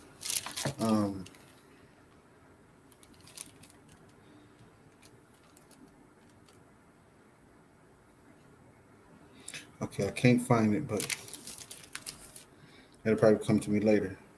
Verse 31. And ye shall be holy men unto me, neither shall ye eat any flesh that is torn of beasts in the field. Ye shall cast it to the dogs. And this dogs is talking about dogs, or it's talking about the heathens. You can sell that meat that's been torn of another beast to a heathen. Hey, it's not ours. Call Asherah, the Bar Yahweh, Anai Shai, Wanah Shema. All that Yahweh said, what we do in here. Okay, any questions about what happened? What's going on? Yeah. Okay, cool. So now we're going to chapter 23. All right. Thou shalt not raise a false report. Put not thy hand with the wicked to be an unrighteous witness. So you can't be going against your brother or anybody as a false witness. You know what I'm saying? You're raising a false report. And put not thy hand with the wicked to be unrighteous witness. Like, hey man, come on, bro. Just, you know, they did it. You my bro. Just say that. You know what I'm saying? They did that. That's raising a false report. All right. You can't do that. Like, nah, I ain't doing that. I'm the wrong person to ask, man. If I seen you do it, bro, you might as well just tell the truth. And whatever happens, happens. You know. You might as well tell the truth. People hate us for that. Nah, you got the wrong person. I can see in the car doing that shit, man. You got the wrong person. But I just saw you do that, man. You might as well just tell the truth, bro. Might as well tell the truth and get it over with, man. You know what I'm saying? Don't lie about it. Verse 2. Thou shalt not follow a multitude to do evil. Neither shalt thou speak in a cause to decline after many to wrest judgment. Again, thou shalt not follow a multitude to do evil. Ain't that in Proverbs 1:10? Can you get that for me, officer? Why don't you flip to your sword? Flip to your sword. To Proverbs what? Chapter 1 and verse 10. Oh, so you know the precept? Yeah. Oh, okay. I was gonna look it up. Oh, okay. So, yeah, get that.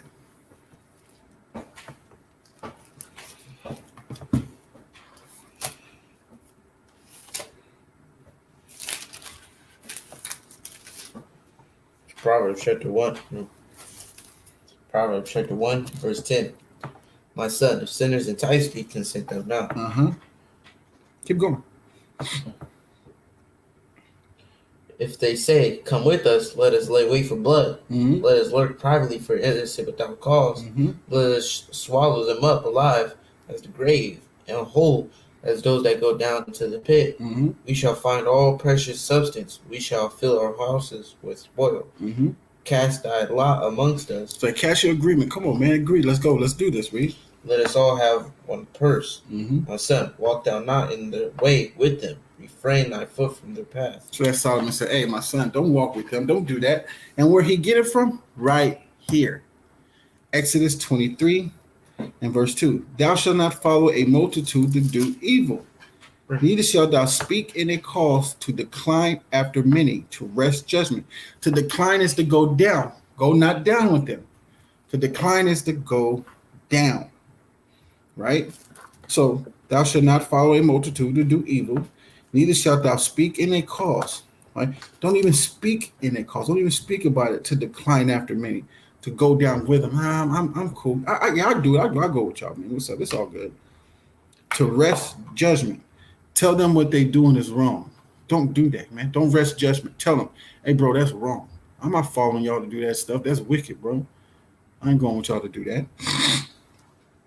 Verse 3, neither shalt thou countenance a poor man in his cause. Now, this is a good one, too, because a lot of people pass this up. If everybody, when it says, neither shalt thou countenance a poor man in his cause, after it says cause, put H1921.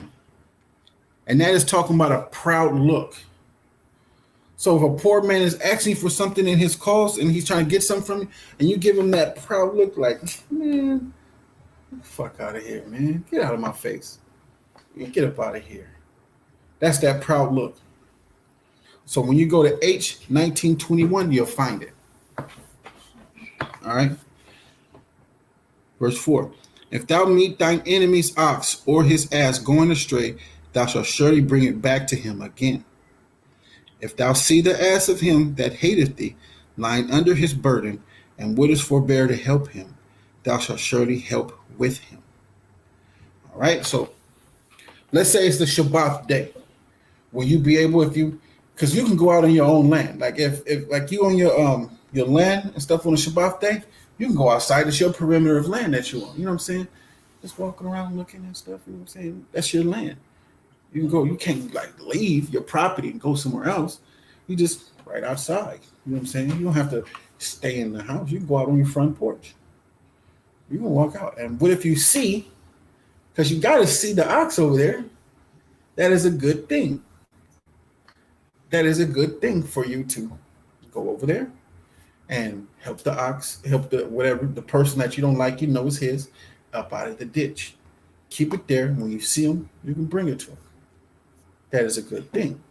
It's good to do good on a Shabbat day. All right. Now let's go verse 6.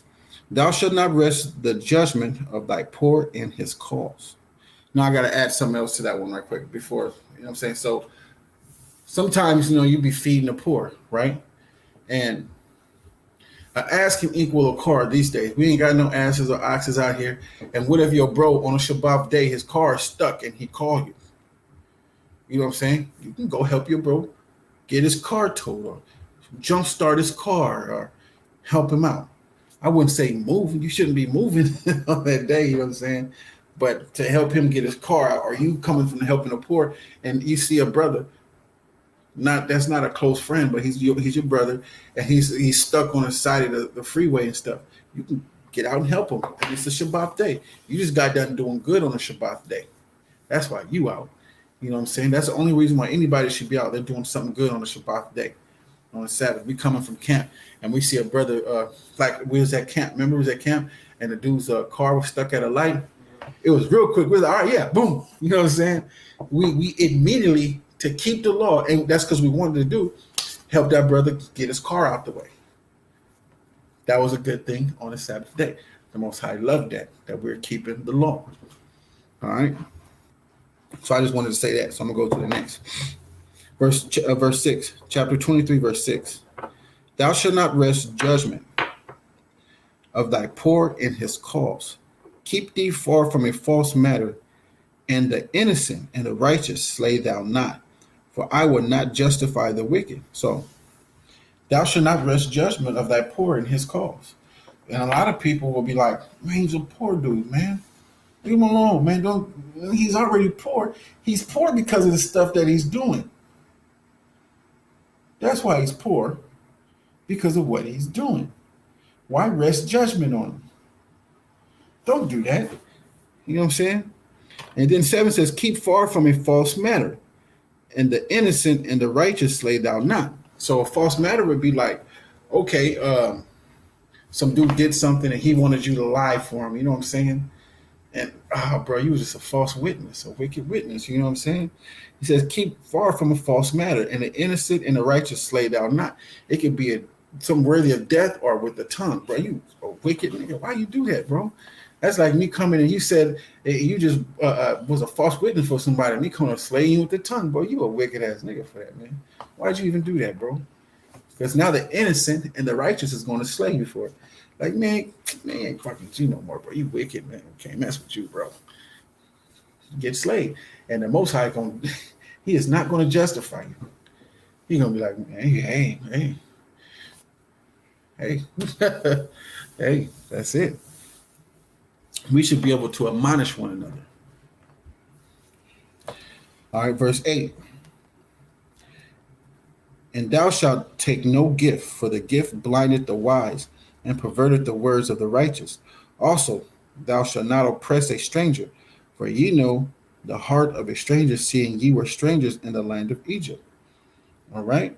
So you can also go over there to 22 and 21 to see it over there. We were talking about it earlier. This is talking about an Israelite, but it also does apply to a heathen stranger. Okay.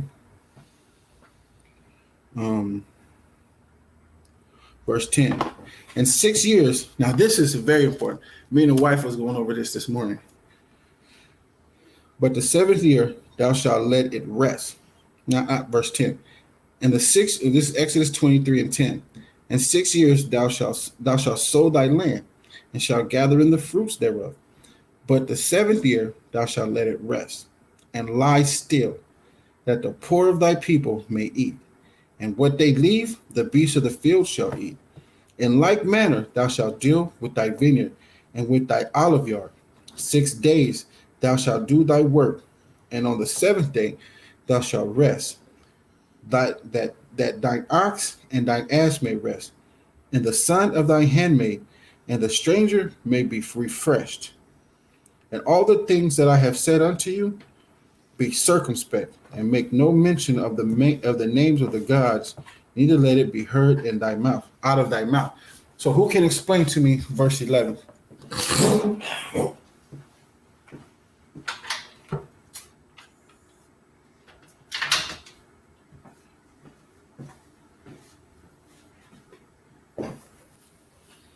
Oh, we went over this before.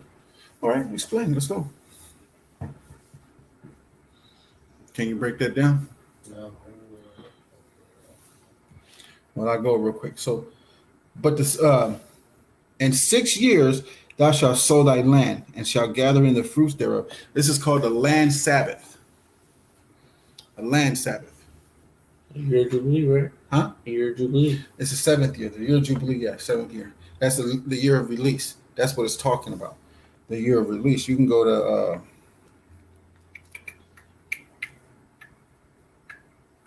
Damn, I should have wrote it down over here.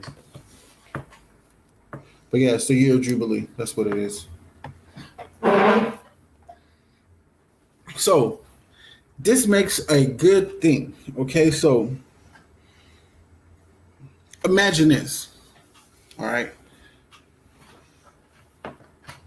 6 years thou shalt sow thy land, and shalt gather in the fruits thereof. But the 7th year thou shalt let it rest. Why? And thou shalt let it rest and lie still, that the poor of thy people may eat.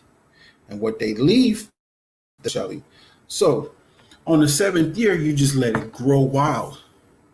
And the poor gets to come over there and eat off of your vineyard for free. They get to make money off of it and whatever else. It is, hey, I'm cool with that. I'm very happy to let that even happen. I'm cool. They get to make money off it. They get to go pick stuff, make wine and everything else. You can will and do. I'm like, hey, Miss Yasharala, I know you've been making some bomb wine. So can I get 2 or 3 of those bottles, please? Because she make, yeah, baby, I'll be back and give you these bottles. I don't care what she takes. It's for her. She's doing bad. Then she gets to make money. And your olive yard. Then they get to make hair products and stuff out of that and everything else. They doing their thing. You know what I'm saying? I'm cool. I'm fine with that. But what do they call that these days? That money, that extra stuff and everything else. They call that welfare checks. EBT. They call that, what were we talking about earlier? Social Security. This is how they start coming up with this stuff. This is how they start coming up with this stuff. And that's the stuff that happens. Stuff that nobody pays for is just money that goes into a pot. It's like Social Security, EBT, welfare, and all that stuff. That year should be, it should be like that now. You know how many resources they put away with? That's an uncleanness.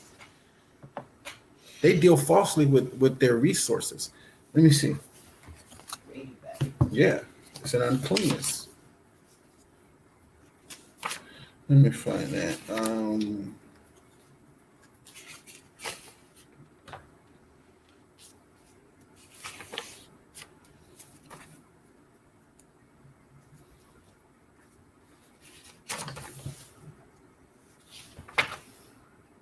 Uncleanness, physical or in a moral sense.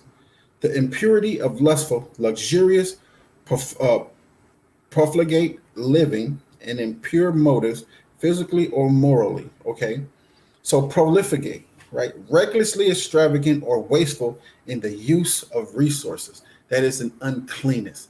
A lot of these farmers now, they have a lot of resources left over and it's wasted. When all these poor people can be eaten and stuff can be given to the poor. Yeah, a lot of restaurants here be throwing away their food. Exactly. Poor, man. That is an uncleanness. They're not even letting people like church.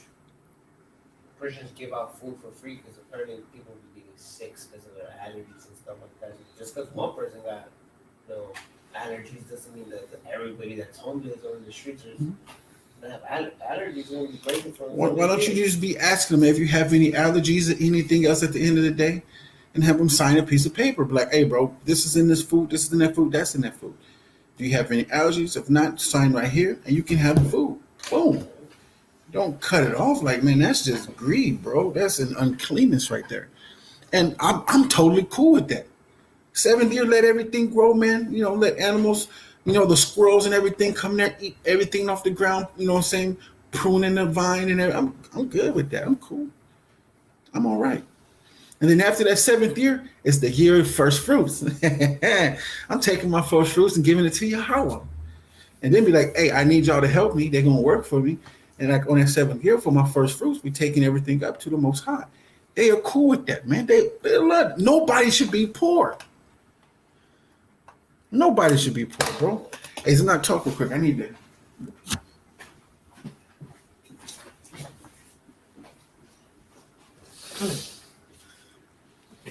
That's what's wrong with Esau, man. It's just, that's why we be saying, man, if this was our kingdom, man, nobody be poor.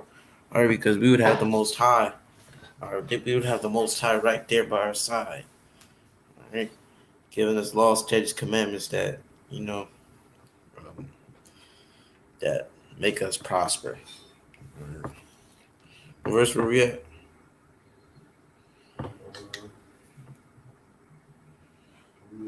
Oh, I know. Verse 12. 6 days thou shalt do thy work, and on the seventh day thou shalt rest, that thine ox and thine ass may rest, and the son of thy handmaid and the stranger may be refreshed. That's called the Shabbat. All right, the HaShabbat, to be correct. No, Hashabah? HaShabbat, yes. The Sabbath in Hebrew. Oh, okay. Okay. And I got another thing too. When you let the poor on that 7 year come and get, some of your stuff off your vineyard, and the olives and stuff, you can have booths there. So when people come into the land to get the free fruit, you have booths there to teach them how to make these things that they don't. You know what I'm saying? Teach them how to make money off the resources that they're getting. So they just not getting fruit and stuff and just taking it home and it's rotting there, right? You can make dry foods and all that stuff like that, and we can show them how to do it with booths right there. You know what I'm saying? All right, cool. I know y'all coming here and it's free, but I want to show y'all how to make money with this. No, I feel like every house in America should always have a room or a certain spot on your property, or even in an apartment complex. Every apartment complex has its own, garden. Its own little garden to grow fruits and vegetables and stuff. That's how they should be, man, but they don't do it. And that brings up a good topic. Me and your pop was talking about this morning. You know how many apartment complexes got vacant? You know how many properties got vacant homes and vacant apartments with the complex? There's more vacant homes and vacant apartments than poor people. That everybody should have a place to live. Nobody should be on the streets. Huh? It's all about the money. That's how you can tell the white man's a damn devil, man. He can be running a beautiful empire. Everybody getting along just fine, beautiful. But he just is wicked. Who can fix that the Most High has made crooked? Who can make straight what the Most High has made crooked? He's just crooked, man. That is crooked, bro.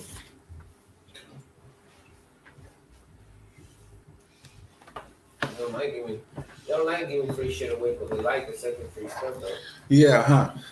You want to give nothing free away, but you accept something for free. That's something I learned from watching movies about rich people, how they say rich people is something they really love is getting free stuff. Even though they're rich, they love free stuff. Like, damn, man, you don't need it. You can buy it 2, 3, a lot of times, but you rather get it for free. Yeah. Complain about it. Right.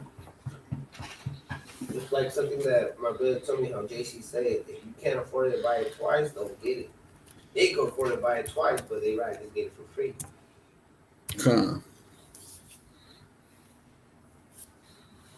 Hey, man, that's wicked, bro. It is. That's wicked. Man. So 6 days thou shalt do thy verse Exodus 23:12. 6 days thou shalt do thy work, and on the seventh day thou shalt rest, that thine ox and thine ass may rest, and thy son of thy handmaid, or your handmaid's son, and the stranger may be refreshed. And in all things that I have said unto you, be circumspect, and make no mention of the names of the other gods, neither let it be heard out of thy mouth. So when you have these lands, don't be making no mention of no other gods. Some people that they do this, they do people sacrificing. Don't talk about other gods. Nah, leave that right out your mouth. We're not going to the kingdom to talk about other gods, because then people get that in their head. It's like, what they talking about?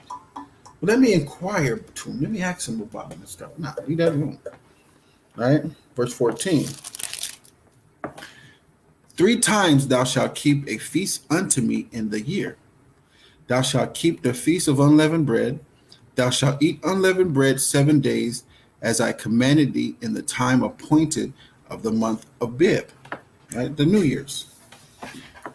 For in it thou camest out of from Egypt, and none shall appear before me empty. So when you come to a feast, at any feast, you should never come empty. Never, ever, ever, ever come empty, man. Even on a Sabbath, there's double portions.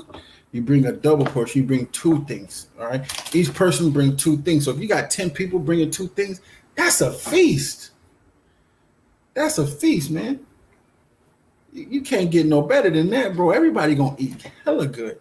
You even got 5 people, bro. That's a feast right there, man. That's food left over for days right there. You feed the poor with that. Always bring styrofoam plates and everything else, and put fixed plates and hand it out. You know what I'm saying? We got a lot of food over here, bro. We ain't gonna eat all that.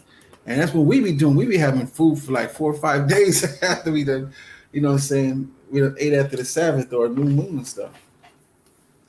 But that just saved us money. We was thinking on that. We saved us money.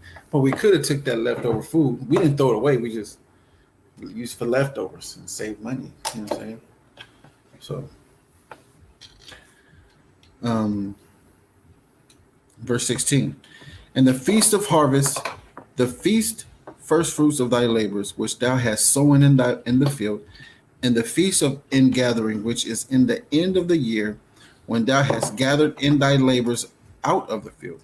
3 times in the year all thy males shall appear before the Lord God. All right, and that's the feast of unleavened bread, the feast of weeks, and the feast of tabernacles. Verse 18. Thou shalt not offer the blood of my sacrifices with leavened bread, neither shall the fat of my sacrifices remain until the morning. The first of the fruits of thy land thou shalt bring into the house of the Lord thy God. Thou shalt not seed a kid in his mother's milk. Oh, that's where it was. Where is that at?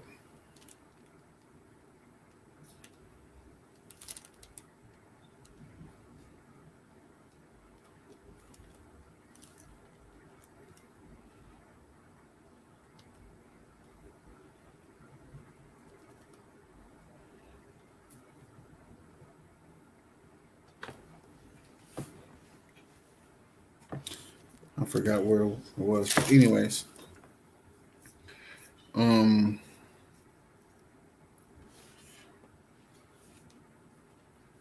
verse 19, Exodus 23:19. The first of the first fruits of thy land thou shalt bring into the house of the Lord thy God. Thou shalt not seed a kid in his mother's milk. All right, you're supposed to wait till after 7 days. On the 8th day, you can do that. On the 8th day, you can boil them. Seed is boil, cook, or roast. All right, because the Most High may want a baby goat or a baby lamb. You can't take them fresh out of the womb. After the 7th day, which is the 8th day, now you can roast them unto the Most High. All right.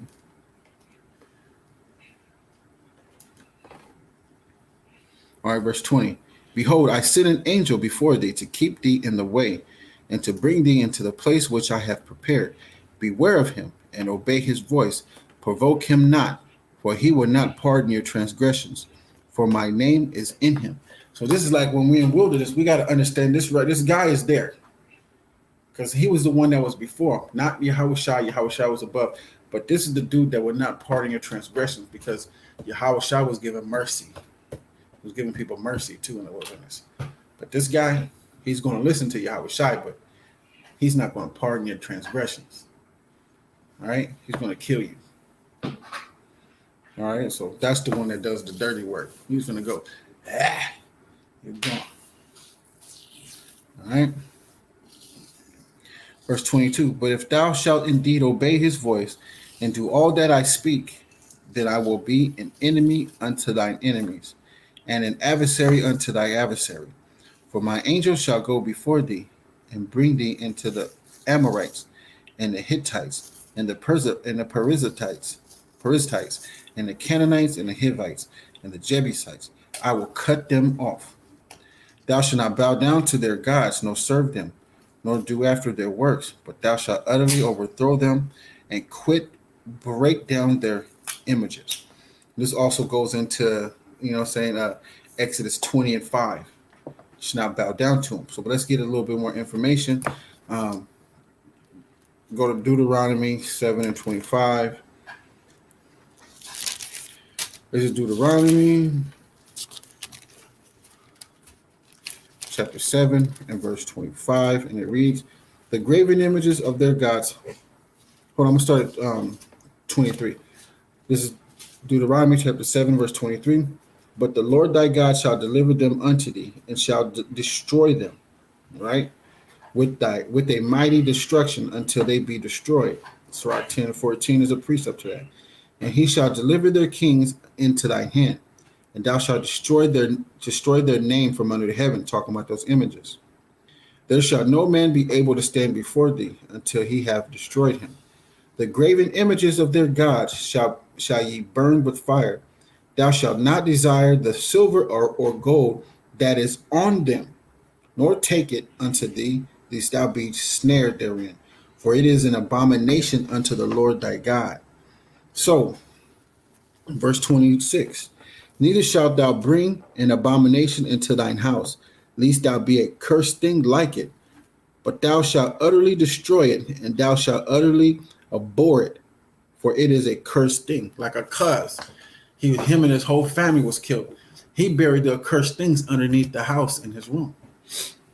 Right? It was an accursed thing. All right? So let's go back to where we was. All right. Let's go to 24. Thou shalt not bow down to their gods, nor serve them, nor do after their works, but thou shalt utterly overthrow them, and break down their images. And ye shall serve the Lord your God, and he shall bless thy bread and thy water, and I will take sickness away from the midst of thee. There shall nothing cast their young, nor be barren in thy land. The number of thy days will be fulfilled. No, the number of thy days I will fulfill. I will send my fear before thee, and will destroy all the people to whom thou shalt come, and I will make all thine enemies turn their backs unto thee. And I will send hornets before thee, which shall drive out the Hivite, the Canaanite, and the Hittite from before thee. I will not drive them out before thee in 1 year, lest the land become desolate, and the beasts of the field multiply against thee. He also leads them there to see if you're going to serve him. And I couldn't find that precept to save my life. I couldn't find it. Yeah. So, I couldn't find that one. I know it's in Joshua somewhere that's, of why he keeps the nations in the land around you. But he's not going to drive. He's not going to drive them out until like 1 year. He said, verse 29, I will not drive them out from before thee in 1 year. So it's going to take more than 1 year. You know what I'm saying? Why? Lest the land become desolate and the beasts of the field multiply against thee. And you don't want the beasts of the field to multiply against you, then they're going to eat you up. So, but little and little I will drive them out from before thee, until thou be increased and inherit the land. And I will set thy bounds from the Red Sea, even unto the sea of the Philistines, and from the desert unto the river. For I will deliver the inhabitants of the land into your hand, and thou shalt drive them out before thee. Thou shalt make no covenant with them, nor with their gods. They shall not dwell in thy land, lest they make thee sin against me. For if thou serve their gods, it will surely be a snare unto thee. So let's go to chapter 34, verse 15 real quick. Let's see. This is Exodus chapter 34 and verse 15. I'm going to start at 13. But ye shall destroy their altars, break their images, and cut down their groves. For thou shalt worship no other God. For the Lord, whose name is jealous, is a jealous God. Lest thou make a covenant with the inhabitants of the land, and they go a whoring after their gods, and do sacrifice unto their gods. And one call thee, and thou eat of his sacrifice. Hey, bro, it's Thanksgiving dinner. You coming over? Yeah. You know what I'm saying? That's when you'll be killed. You know what I'm saying? Verse 16. And thou take of their daughters unto thy sons, and their daughter go a whoring after their gods, and make thy son go a whoring after their God. And that's why, you were strong for that one, boy. And she was trying to get you to do everything under the sun, man, that was against them. He was over there fighting. tooth and nail, saying no, we're not doing that. You know what I'm saying? All right, let's go back. Okay, verse 33. Exodus 23 and 33. They shall not dwell in thy land, lest they make thee sin against me. For if thou serve their gods, it will surely be a snare unto thee. So that's what happens when these nations are amongst us. You know what I'm saying? They're always trying to get us to do their shit. You know what I'm saying? Hey, won't you come over and everything else and da da da da. Well, this is my God.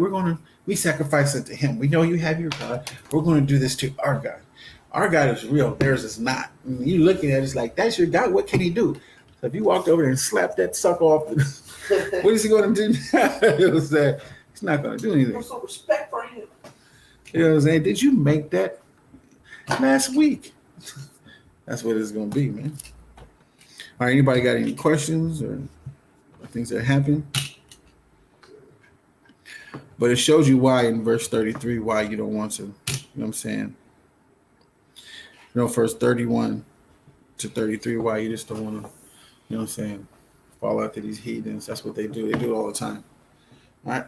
That is Kal Shara, the Bar Yahweh, Anai Shai, Wanashemai, all that Yahweh said, what we doing here.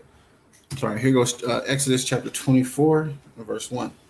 And he said unto Moses, come up unto the Lord, thou and Aaron, Nadab, and Abu, and 70 of the elders of Israel, and worship ye afar off. And Moses alone, let me find something. And Moses alone shall come near the Lord, but they shall not come nigh, neither shall the people go up with him.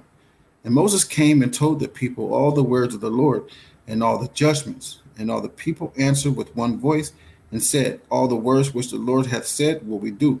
He said, Kal Asherah, Debar Yahweh, and Nahashai. All that Yahweh hath said will we do in here. Same thing we should say.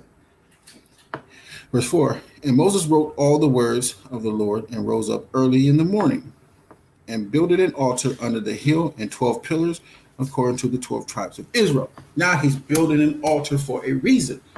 But to go back on this real quick, Moses is saying he told the people all the words of the Lord. From chapter 20 on now, Moses told them everything that was said. From chapter 20, the so-called 10 commandments, which continued on. Now, this is the first covenant. These are going to be the first stones given, not the second stones, but the first stones given, which represents the first covenant. All right, remember you go to Jeremiah 31 and 31. I will make a new covenant with them, not like the covenant I made with their fathers when they were going under the cloud. You know what I'm saying?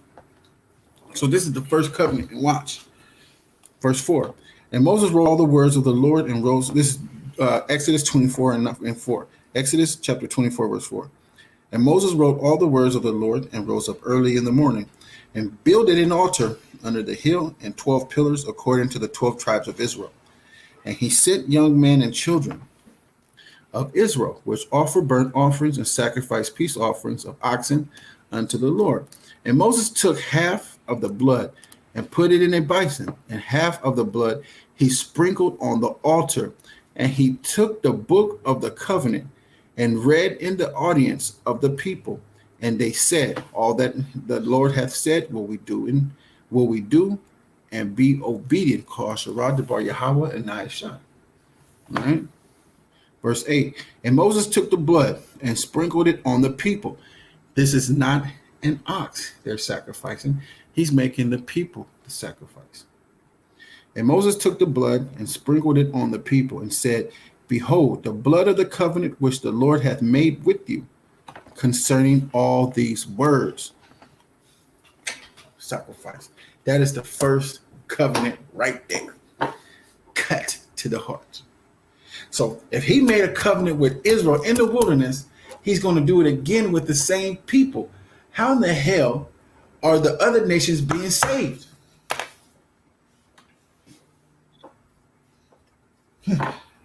It has to be what you call that? It has to be a between the line thing, man. They're not actually saying Israel is being saved with the covenant and being sacrificed with blood in this new covenant. It got to be like they're getting saved for captivity and they're playing around with it so they can get followers. Oh yeah, see this brother over here proving it. But he's like, man, at the end of it, y'all captivity won't be the same. You know what I'm saying? You know what I'm saying? Y'all gonna serve for 1,000 years. I'm saying so.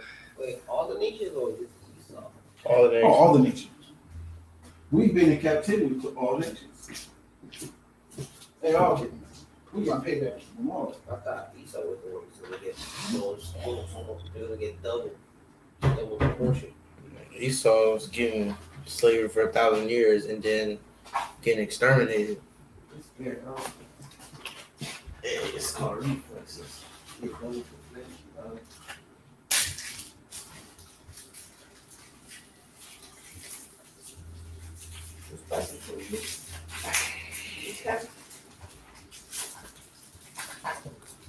Become all these nations getting dumped up, chumped up, dumped up. Oh, I already said dice sliced and priced. That's mine right there. What's that? Dice sliced and priced. Yeah, remember you got the Egyptian captivity? All right, so the Egyptians today, which are the people from Sudan, Sudan, them, they gotta pay. We never had them in captivity. And then after the Egyptians, you had the Babylonians, which are the Somalis. captivity with our nations, but I thought Esau was the one that's gonna get double the portion of. Oh no, all of them getting it. For 1,000 years, we gonna be beaten. It's just after the 1,000 years with the other nations, we can live in peace and harmony. But Esau is getting slaughtered. Esau is gonna be taken out. Yeah. So He's why just would a Esau wild want to be beast. cool? Why would Esau want to be cool right now?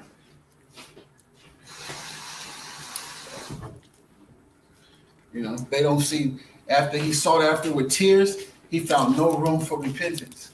I thought we were gonna be already in peace and harmony. Even Oh, we though killed had them. in captivity.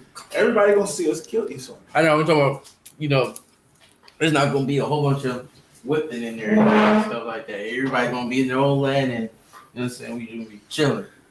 But we knocking Esau off first. Before that chill. Everybody gonna see us knock Esau and them off and utterly destroy them. That's gonna really scare the hell out. Now they're gonna see that they don't want to be annihilated like Esau. They're not gonna do this shit with Esau. So why go and vex and oppress them now? They're gonna be in order. That's crazy, man. And now imagine this. I say this a lot of times before. Okay. Imagine if the blacks, Hispanics, and Native Indians we had our ish together, right? We're economically powerful. We are structurally powerful together and everything else and in business. No other nation would have a wife damn near. Because all the women will want to be with us. It'd be very hard for them to have a wife. Because their women will want to come over with us right now. So, hey, we in captivity. It ain't going to happen. But in the kingdom, hey, man, they're going to have a wife to procreate and everything else. But women going to be, the women going to be just submitting to us wherever we go. Con.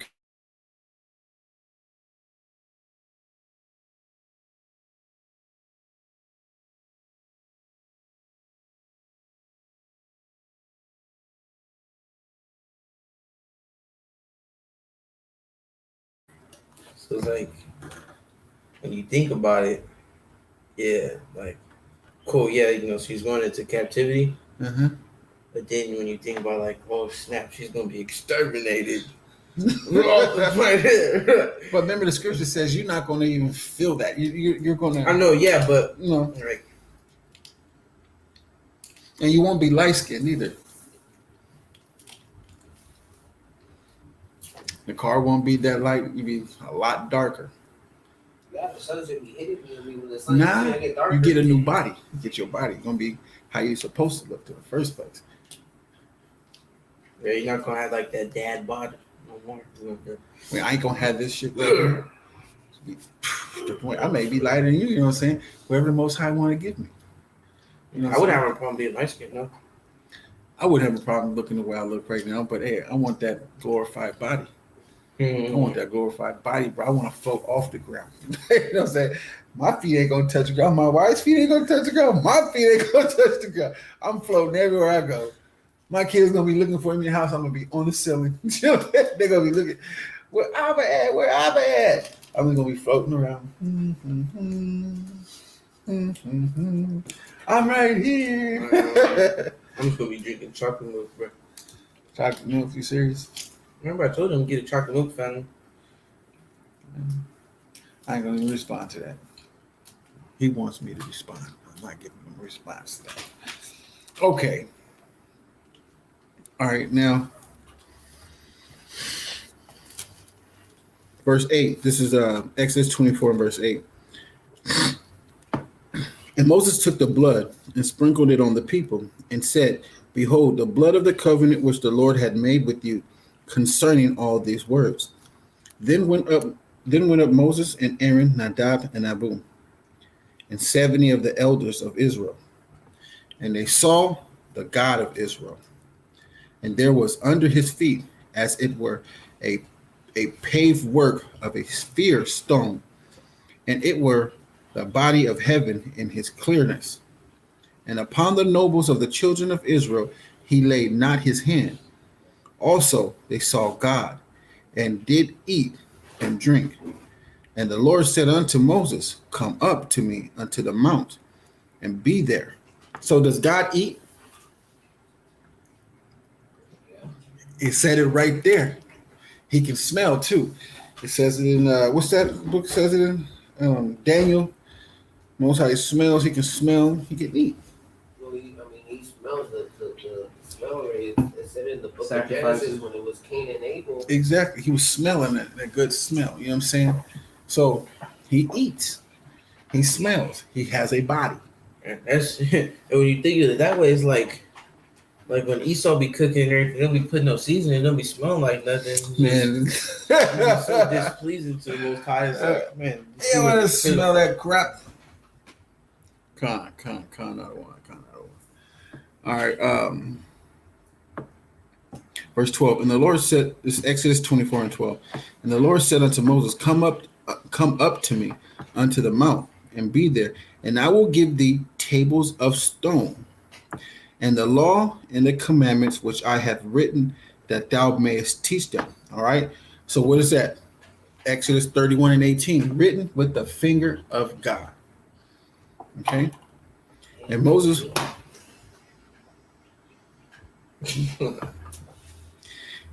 rose up and his minister Joshua. And Moses rose up and his minister Joshua, and Moses went up into the mount of God. And he said unto the elders, Tarry ye here for us, until we come again unto you. And behold, Aaron and Hur are with you. Aaron and Hur are with you. If any man have any matters to do, let him come unto them. And Moses went up into the mount, and the cloud covered the mount. And the glory of the Lord abode upon Mount Sinai. And the cloud covered it 6 days. And the seventh day he called unto Moses out of the midst of the cloud. And the sight of the glory of the Lord was like devouring fire on the top of the mount and in the eyes of the children of Israel. And Moses went into the midst of the cloud and gave him up into the mount. And Moses was in the mount 40 days and 40 nights. Call Shirah, or Yahweh, Anai Shai, or Not Shema. All that Yahweh said. What we doing here? What we doing here? Jeremiah. Something cool.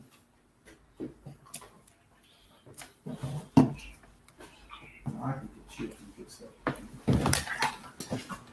What are you doing? Trying to get through. This is a silly duck. You want your sword? I'll keep this one.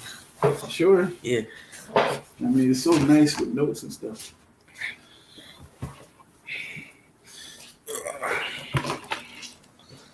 All right, guys. And that's crazy, man. That really hit me hard, man. To all the biracial angels out there, man, that has a white mother.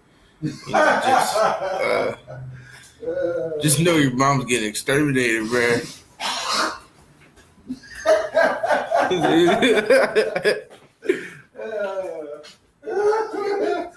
Oh, man. Oh, Lord have mercy. And he said it too.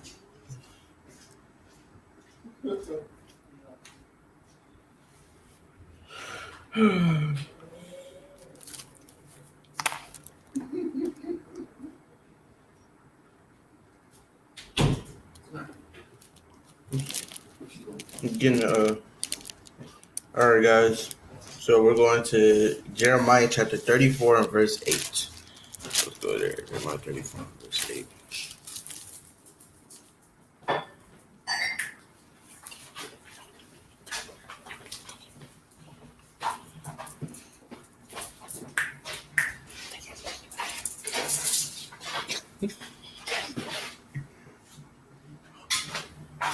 Yeah, real brand new.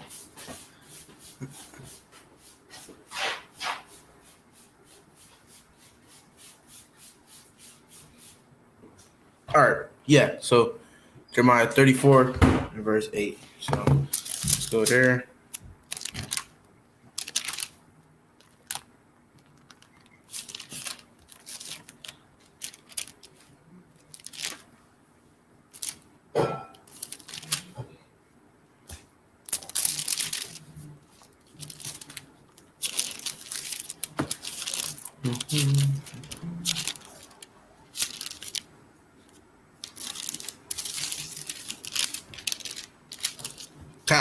So this is Jeremiah 34 and verse 8.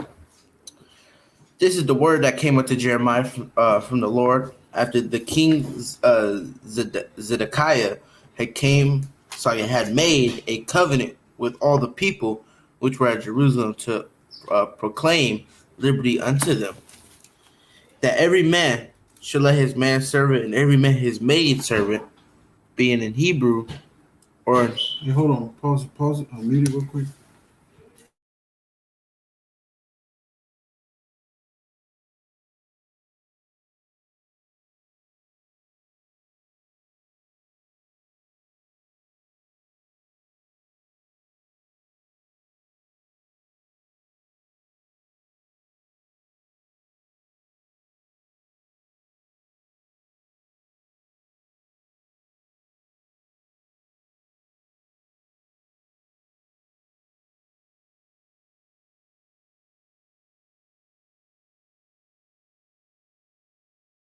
God, let me find something real quick. I can.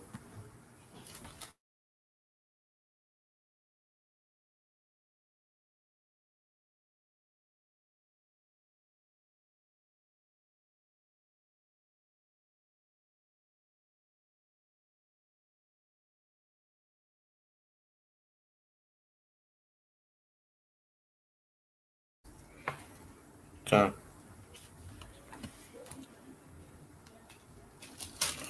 All right, Jeremiah chapter 34, verse 8.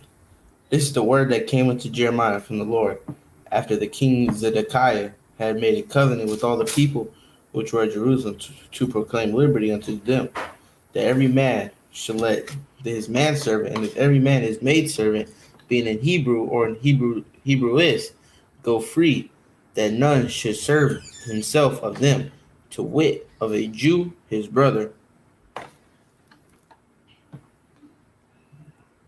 Hold on. I'm gonna start over from verse 8.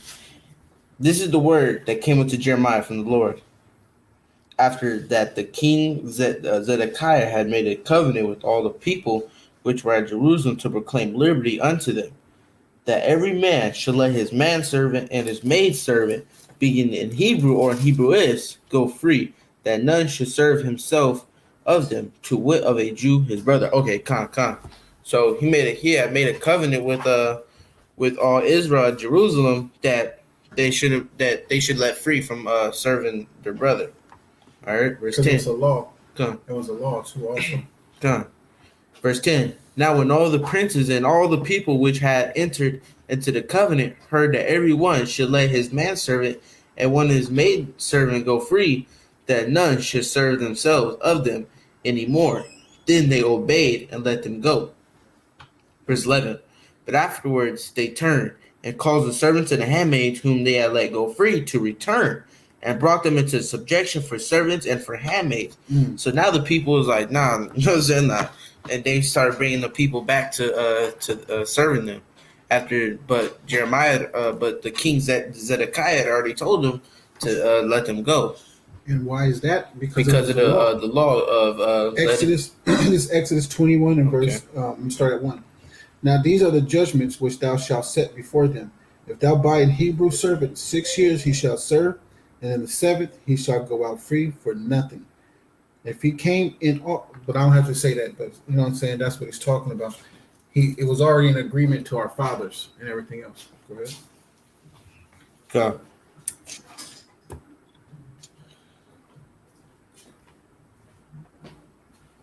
Verse 12. Therefore the word of the Lord came to Jeremiah from the Lord, saying, Thus saith the Lord, the God of Israel, I made a covenant with your fathers in the day that I brought them forth out of the land of Egypt, out of the house of bondmen, saying, At the end of 7 years let ye go, every man his brother in Hebrew, which hath been sold unto thee.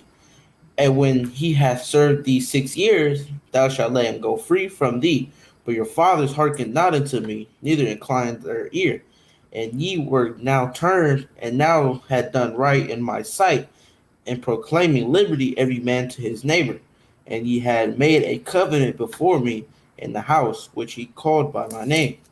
But ye turned and polluted my name, and caused every man his servant, and every man his handmaid, whom ye had set at liberty at their pleasure, to return, and brought them into subjection, and to be unto you for servants and for handmaids.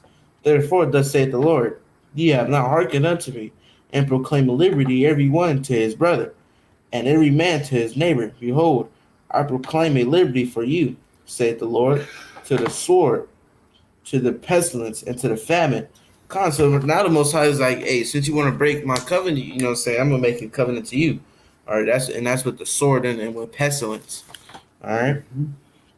So they were supposed to release them at the time of Jubilee. Mm-hmm. It was a release, the year of Jubilee. Whatever they owed you, or if they came, like if Zedekiah the king told them, because a lot of their servants, their Hebrew servants, came there because they owed them money or they were just servants or whatnot. They're supposed to release them in the year of Jubilee. All right. So verse 18. And I will give the men that have transgressed my covenant, which have not performed the words of the covenant, which they had made before me, when they cut the calf in twain, and passed between the parts thereof. Verse 19. The princes of Judah and the princes of Jerusalem, the eunuchs and the priests, and all the people in the land which passed between the parts of the calf, I will even give them into the hand of their enemies, and into the hand of them that seek their life, and their dead bodies shall be for meat unto the fowls of heaven, and the beasts of the earth. And Zedekiah king of Judah and his princes will I give unto the hand of their enemies, and into the hand of them that seek their life, and into the hand of the king of Babylon's army, which are gone up from you. Behold, I will command, saith the Lord, and cause them to return to this city, and shall fight against it, and take it, and burn it with fire. And I will make the cities of Judah desolation without inhabitant. And this is how Israel got into the Babylon captivity.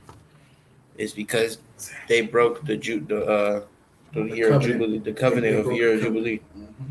Okay. So now, Yeah, they did. now we're going to Isaiah 66, verse 1.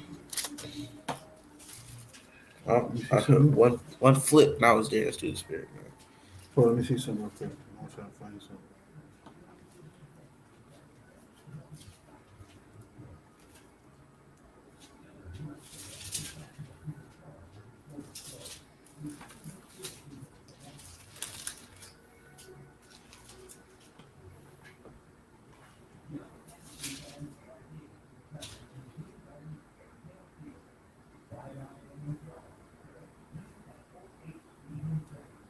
There was two things they didn't do.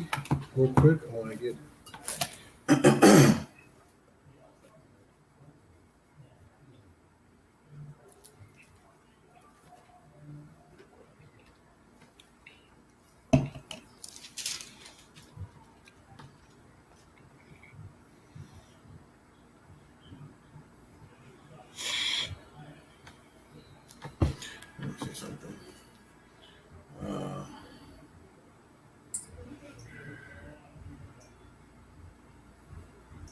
Two things they do.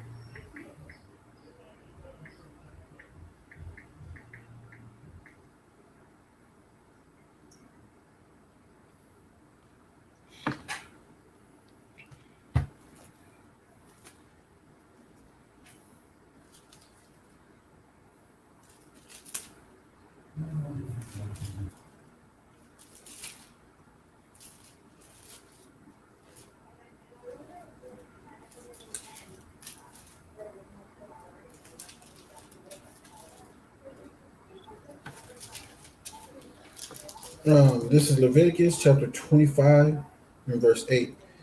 And thou shalt number 7 Sabbaths of years unto thee, 7 times 7 years. And the space of 7 Sabbaths of years shall be unto thee 49 years. Thou shalt cause the trumpet of the Jubilee to sound on the 10th day of the 7th month, and the day of atonement shall ye make the trumpet sound throughout all your land. And ye shall hallow the 50th year and proclaim liberty throughout all the land unto all the inhabitants thereof. It shall be a jubilee unto you. And ye shall return every man unto his possessions, and ye shall return every man unto his family. A jubilee shall the 50th year be unto you. Ye shall not sow, neither reap that which groweth out of itself in it, nor gather the grapes in it of the vine undressed. For it is the Jubilee. It shall be holy unto you. You shall eat the increase thereof of the field. It was a year of Jubilee. It's every 7 years. All right, but this is a big thing happened on the 49th year. Okay, so that's one thing they didn't do.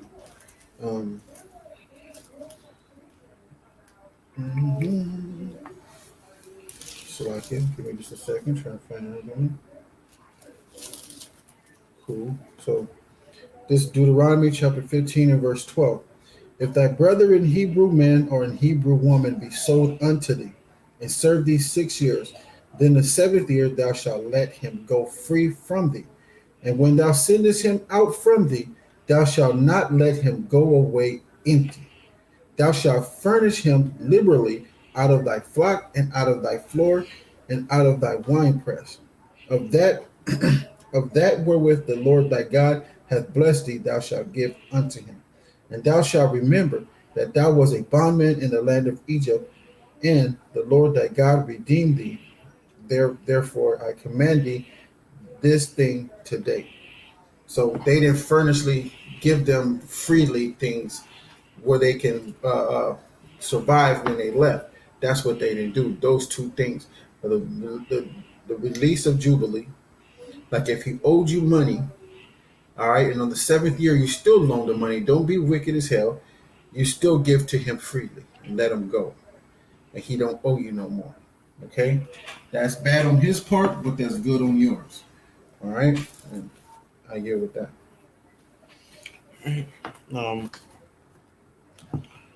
Now we're going to this Isaiah 66, verse 1.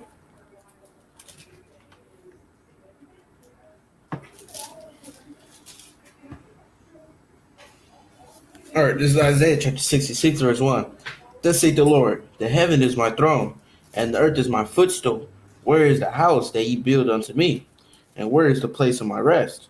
For all those things hath mine hand made, and all those things have been, saith the Lord. But to this man will I look, even to him that is poor, and of a contrite spirit, and trembleth at the word. He that killeth an ox, as if he sluck a man, and he that sacrificeth a lamb, as if he cut off a dog's neck. He that offereth an oblation, as if he offered swine's blood. He that burneth incense, as if he blessed an idol. Yea, they have chosen their own ways, and their soul delighteth in their abominations. All right, so, hey man, if you're doing these things in the ways that you're not supposed to, you're choosing your own ways, man. All right, verse 4. I also will choose their delusions, and will bring their fears upon them, because when I called, none did answer. When I spake, they did not hear, but they did evil before mine eyes, and chose that in which I delighted not. So and there's people that know about the truth and they still reject it, man. They started getting nightmares and things like that is because the Most High has chosen your own delusions, all right, and because you knew about it and you still sinned in His face. Verse 6: A voice of noise from the city, a voice from the temple, a voice of the Lord that rendereth recompense to His enemies. Before she travailed, she brought forth. Before her pain came, she was delivered of a man child. Who hath heard such a thing? Who hath seen such things? Shall the earth be made to bring forth in one day, or shall a nation be born at once? For as soon as Zion travailed, she brought forth her children. Shall I bring to the birth, and not cause thee to bring forth, saith the Lord? Shall I cause to bring forth and shut the womb, saith thy God? Rejoice, ye with Jerusalem, be glad with her. All ye that love her, rejoice for joy with her. All ye that mourn for her, that ye may suck and be satisfied with the breast of her consolations, that ye may milk out and be delighted with the abundance of her glory. For thus saith the Lord, Behold, I will extend peace to her like a river, and the glory of the Gentiles like a flowing stream. Then shall ye suck, ye shall be borne upon her sides, and be dandled upon her knees. Where you at? Verse 13 now. Okay, cool. Verse 13. As one whom his mother comforteth, so will I comfort you, and ye shall be comforted in Jerusalem. So what the Most High is saying, that all the pain you hear and all the destruction you see is the voice and the sound of a nation being born. Mhm. That's what's happening. A nation is being born. Mhm. That's what happens when all this It's- stuff is going on out here. It's Israel coming back together. Exactly. It's a nation being born. Go ahead. Verse 14. And when ye see this, your heart shall rejoice, and your bones shall flourish like an herb. And the hand of the Lord shall be known towards his servants, and his indignation towards his enemies. And then when you got verse 1 through 3, is this is what happened when you plow the truth like you don't care. The Most High will choose your own delusion. Okay, all right. Okay. Verse 15. For behold, the Lord will come with fire, and with his chariots like a whirlwind, to render his anger with fury, and his rebuke with flames of fire.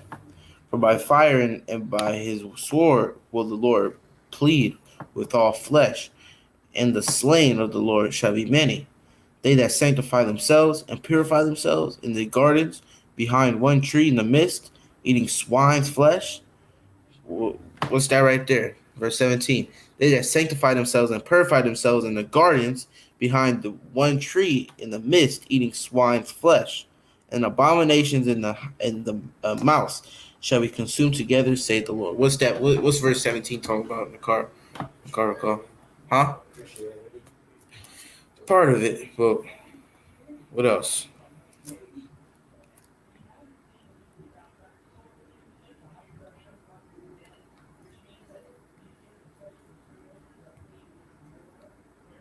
Okay.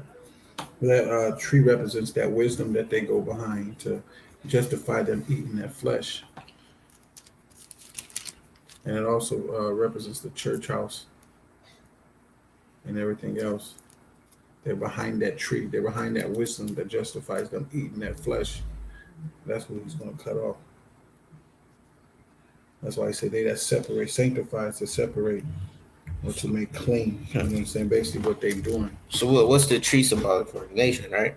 Yeah. Tree, nation, or wisdom. They sanctify themselves and purify themselves amongst the gardens, right? Which amongst all the nations, amongst all the people. In the gardens.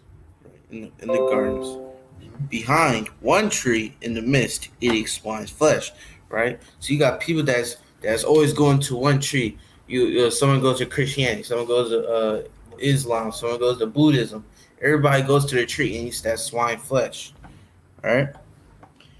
And the abomination and the mouse shall be consumed together, saith the Lord. For I know their works and their thoughts. It shall come that I will gather all nations and tongues, and they shall come and see my glory. And I will set a sign among them, and I will send those that escape of them unto the nations, to Tarshish, Pool, and Lud, that draw the bow, and Tubal, and Juan to the isles afar off.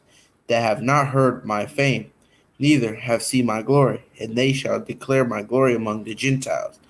And they shall bring all your brethren for an offering unto the Lord, out of all nations, upon horses and in chariots, and in litters, and upon mules, and upon swift beasts, to my holy mountain Jerusalem, saith the Lord, as the children of Israel being an offering and a clean vessel into the house of the Lord.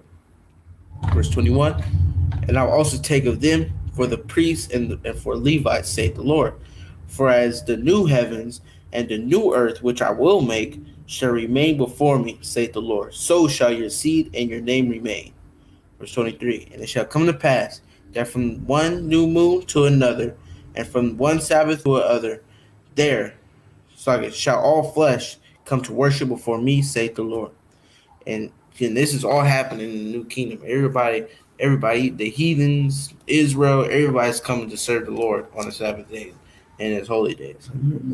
God. And they shall go forth and look upon the carcasses of the men that have transgressed against me, for their worm shall not die, neither shall their fire be quenched, and they shall be an abhorring unto all flesh. So, Well, you see how he turned Israel over to captivity. That's what happens when we transgress. When we was in Jeremiah. Jeremiah.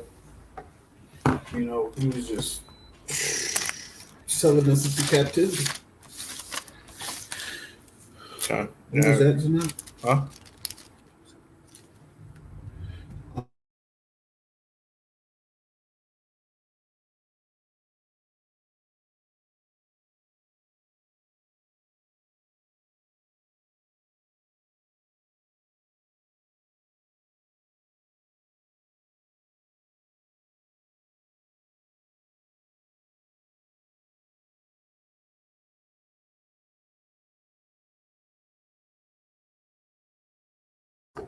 Now we're going to Isaiah chapter. I'm just like in Matthew chapter 26. Oh, we go to Isaiah.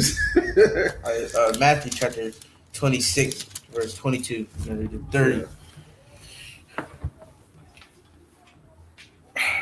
So this is Matthew chapter 26, verse 22. And they were exceeding sorrowful, and began every one of them to say unto him, Lord, is it I? And he answered and said, He that dippeth his hand with me in the dish, the same shall betray me. Judas. The Son of Man goeth as it is written of him. But woe unto that man by whom the Son of Man is betrayed. It had been good for that man, and if he had not been born. Then Judas, which betrayed him, answered and said, Master, is it I? He said unto him, Thou hast said. And as they were eating, Jesus took bread and blessed it and brake it and gave it to the disciples and said, Take, eat, this is my body. And he took the cup and gave thanks and gave it to them, saying, Drink ye all of it, for this is my blood of the New Testament, which is shed for many for the remission of sins.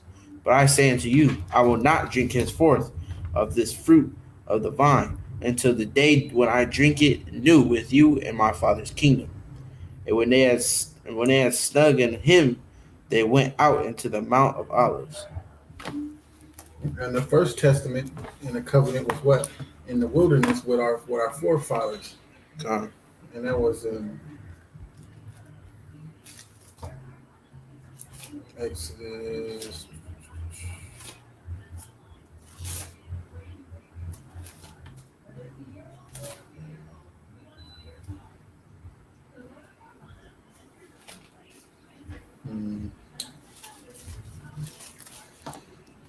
That was Exodus chapter 24, verse 8. Yeah, chapter 8. That was the new covenant. Exodus 24 and 8.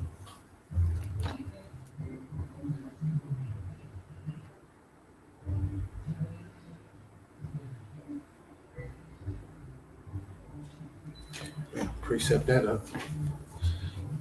Because first the people was the sacrifice, and we sprinkle blood on them. Now Christ's blood, the sacrifice. and we are too. We are to die like Christ, the same way he was. Well, some people are not going to. You know what I'm saying? Through, you know what I'm saying, Most High, you know what I'm saying, deems them worthy of not seeing death. He's going to hide them in that day. And most of us will see it. You know. I don't know what to say about that. Just do your best. Please the Most High. Come on, let's end out with these prayers.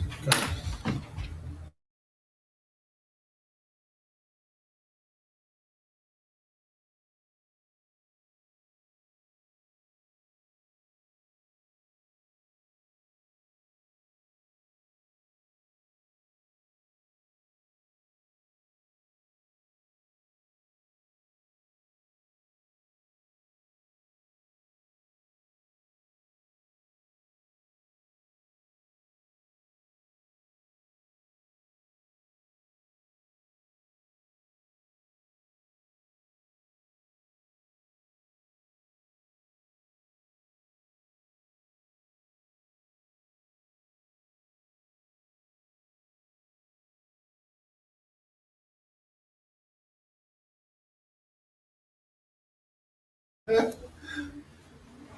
Is it unmuted? Huh? Is it unmuted?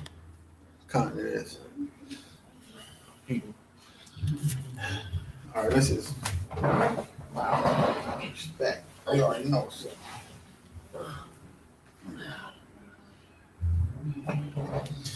All right. This is the Aliyah Noah. All right. It is our duty to praise every Slakia, Madian towards Jerusalem. Everybody bow. Okay. And this is the Aliyah Noah. It is our duty to praise the master of all, to ascribe greatness to the author of creation, who has not made us like the nations of the lands, nor placed us like the families of the earth, who has not made our portion like theirs, nor our destiny like all their multitudes, for they worship vanity and emptiness. But we bow and worship and thank the supreme King of Kings, the Holy One. Blessed be he who extends the heavens and establishes the earth, whose throne of glory is in the heavens above, whose power's presence is in the highest of heights. He is our God, there is no other. Truly, he is our King, there was none else. As it is written in the Torah, ye shall know and take to heart this day that Yahweh is Elohim, in the heavens above and on the earth below. There was no other. Hallelujah. Hallelujah. Hallelujah. Hallelujah. Hallelujah. Hallelujah. Bahashem. Bahashem. Yahushua. Yahushua. Hamashiach. Hallelujah. Amen. Shema Yasharala Yahweh Hayanawa Yahweh Echad Shema Yasharala Yahweh Hayanawa Yahweh Echad Shema Yahweh Yahweh Hayanawa Yahweh Echad Shema Yasharala Yahweh Hayanawa Yahweh Echad. Here is the Lord God, the Lord. This is the Ten Commandments. Love the neighbor of Yahweh. On Yah, Yah, Yahweh, Yahweh, Alahayika, Alahayika, Asherah, Asherah, Hawatazah, Hawatazah, Atikah, Anikam, Maratazah, Maratazah, Maratazayim, Maratazayim, Mabarthiyim, Abathim, La'ah, La'ah, Yahaya, Yahaya, Lakah, Lakah, Alahayim, Alahayim, Lakarim, Lakarim, Yah, Apanyah, La'ah, La'ah, Daisha, Daisha, Lakah, Lakah, Basol, Basol, Ala'ah, La'ah, Daibidum, Daibadam, La'ah, La'ah, Lakorka, Korka, Atsham, Atsha, Yahweh, Yahweh, Bashawah, Bashawah, Zakar, Zakar, Hayawum, Hayawum, Hashabat, Hashabat, Lakadash, Lakadash, Kabad, Kabad, Abaka, Abaka, Wa, Wa, Amak, Abu, La'ah, La'ah, Durakzak, Taratazak, La'ah, La'ah, Dina'ah, Tana'ah, La'ah, La'ah, Daganah, Daganah, La'ah, La'ah, Dina'ah, Tana'ah, Shakor, Shakor, La'ah, La'ah, Dakamad, Dakamad, Call, Call, Asherah, Asherah, Lara'ik. Alright, First greatest commandments. Hear Israel, Yahweh, our God, Yahweh is one. Not shall love Yahweh, thy God, with all our heart, with all Second greatest commandments. Ra'ayta la'ata kama la'ata ta'afanya anka wa'abada la'ra'ayta kama wakani Yahweh. Thou shalt not avenge nor bear any grudge against the children of thy people. Thou shalt love the neighbors itself. I mean, Yahweh.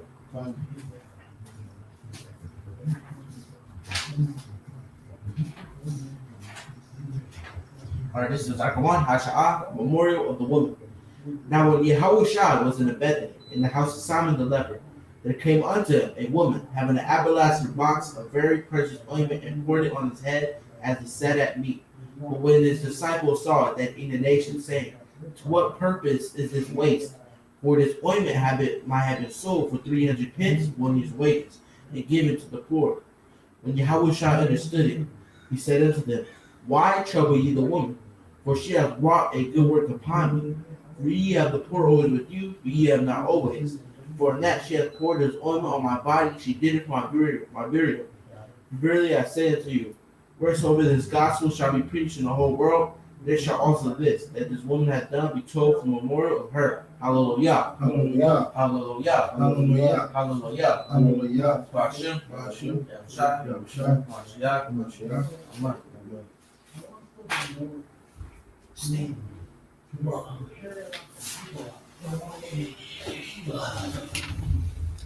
All right, Tawada for y'all for hanging out with us, getting this milk, learning the Torah.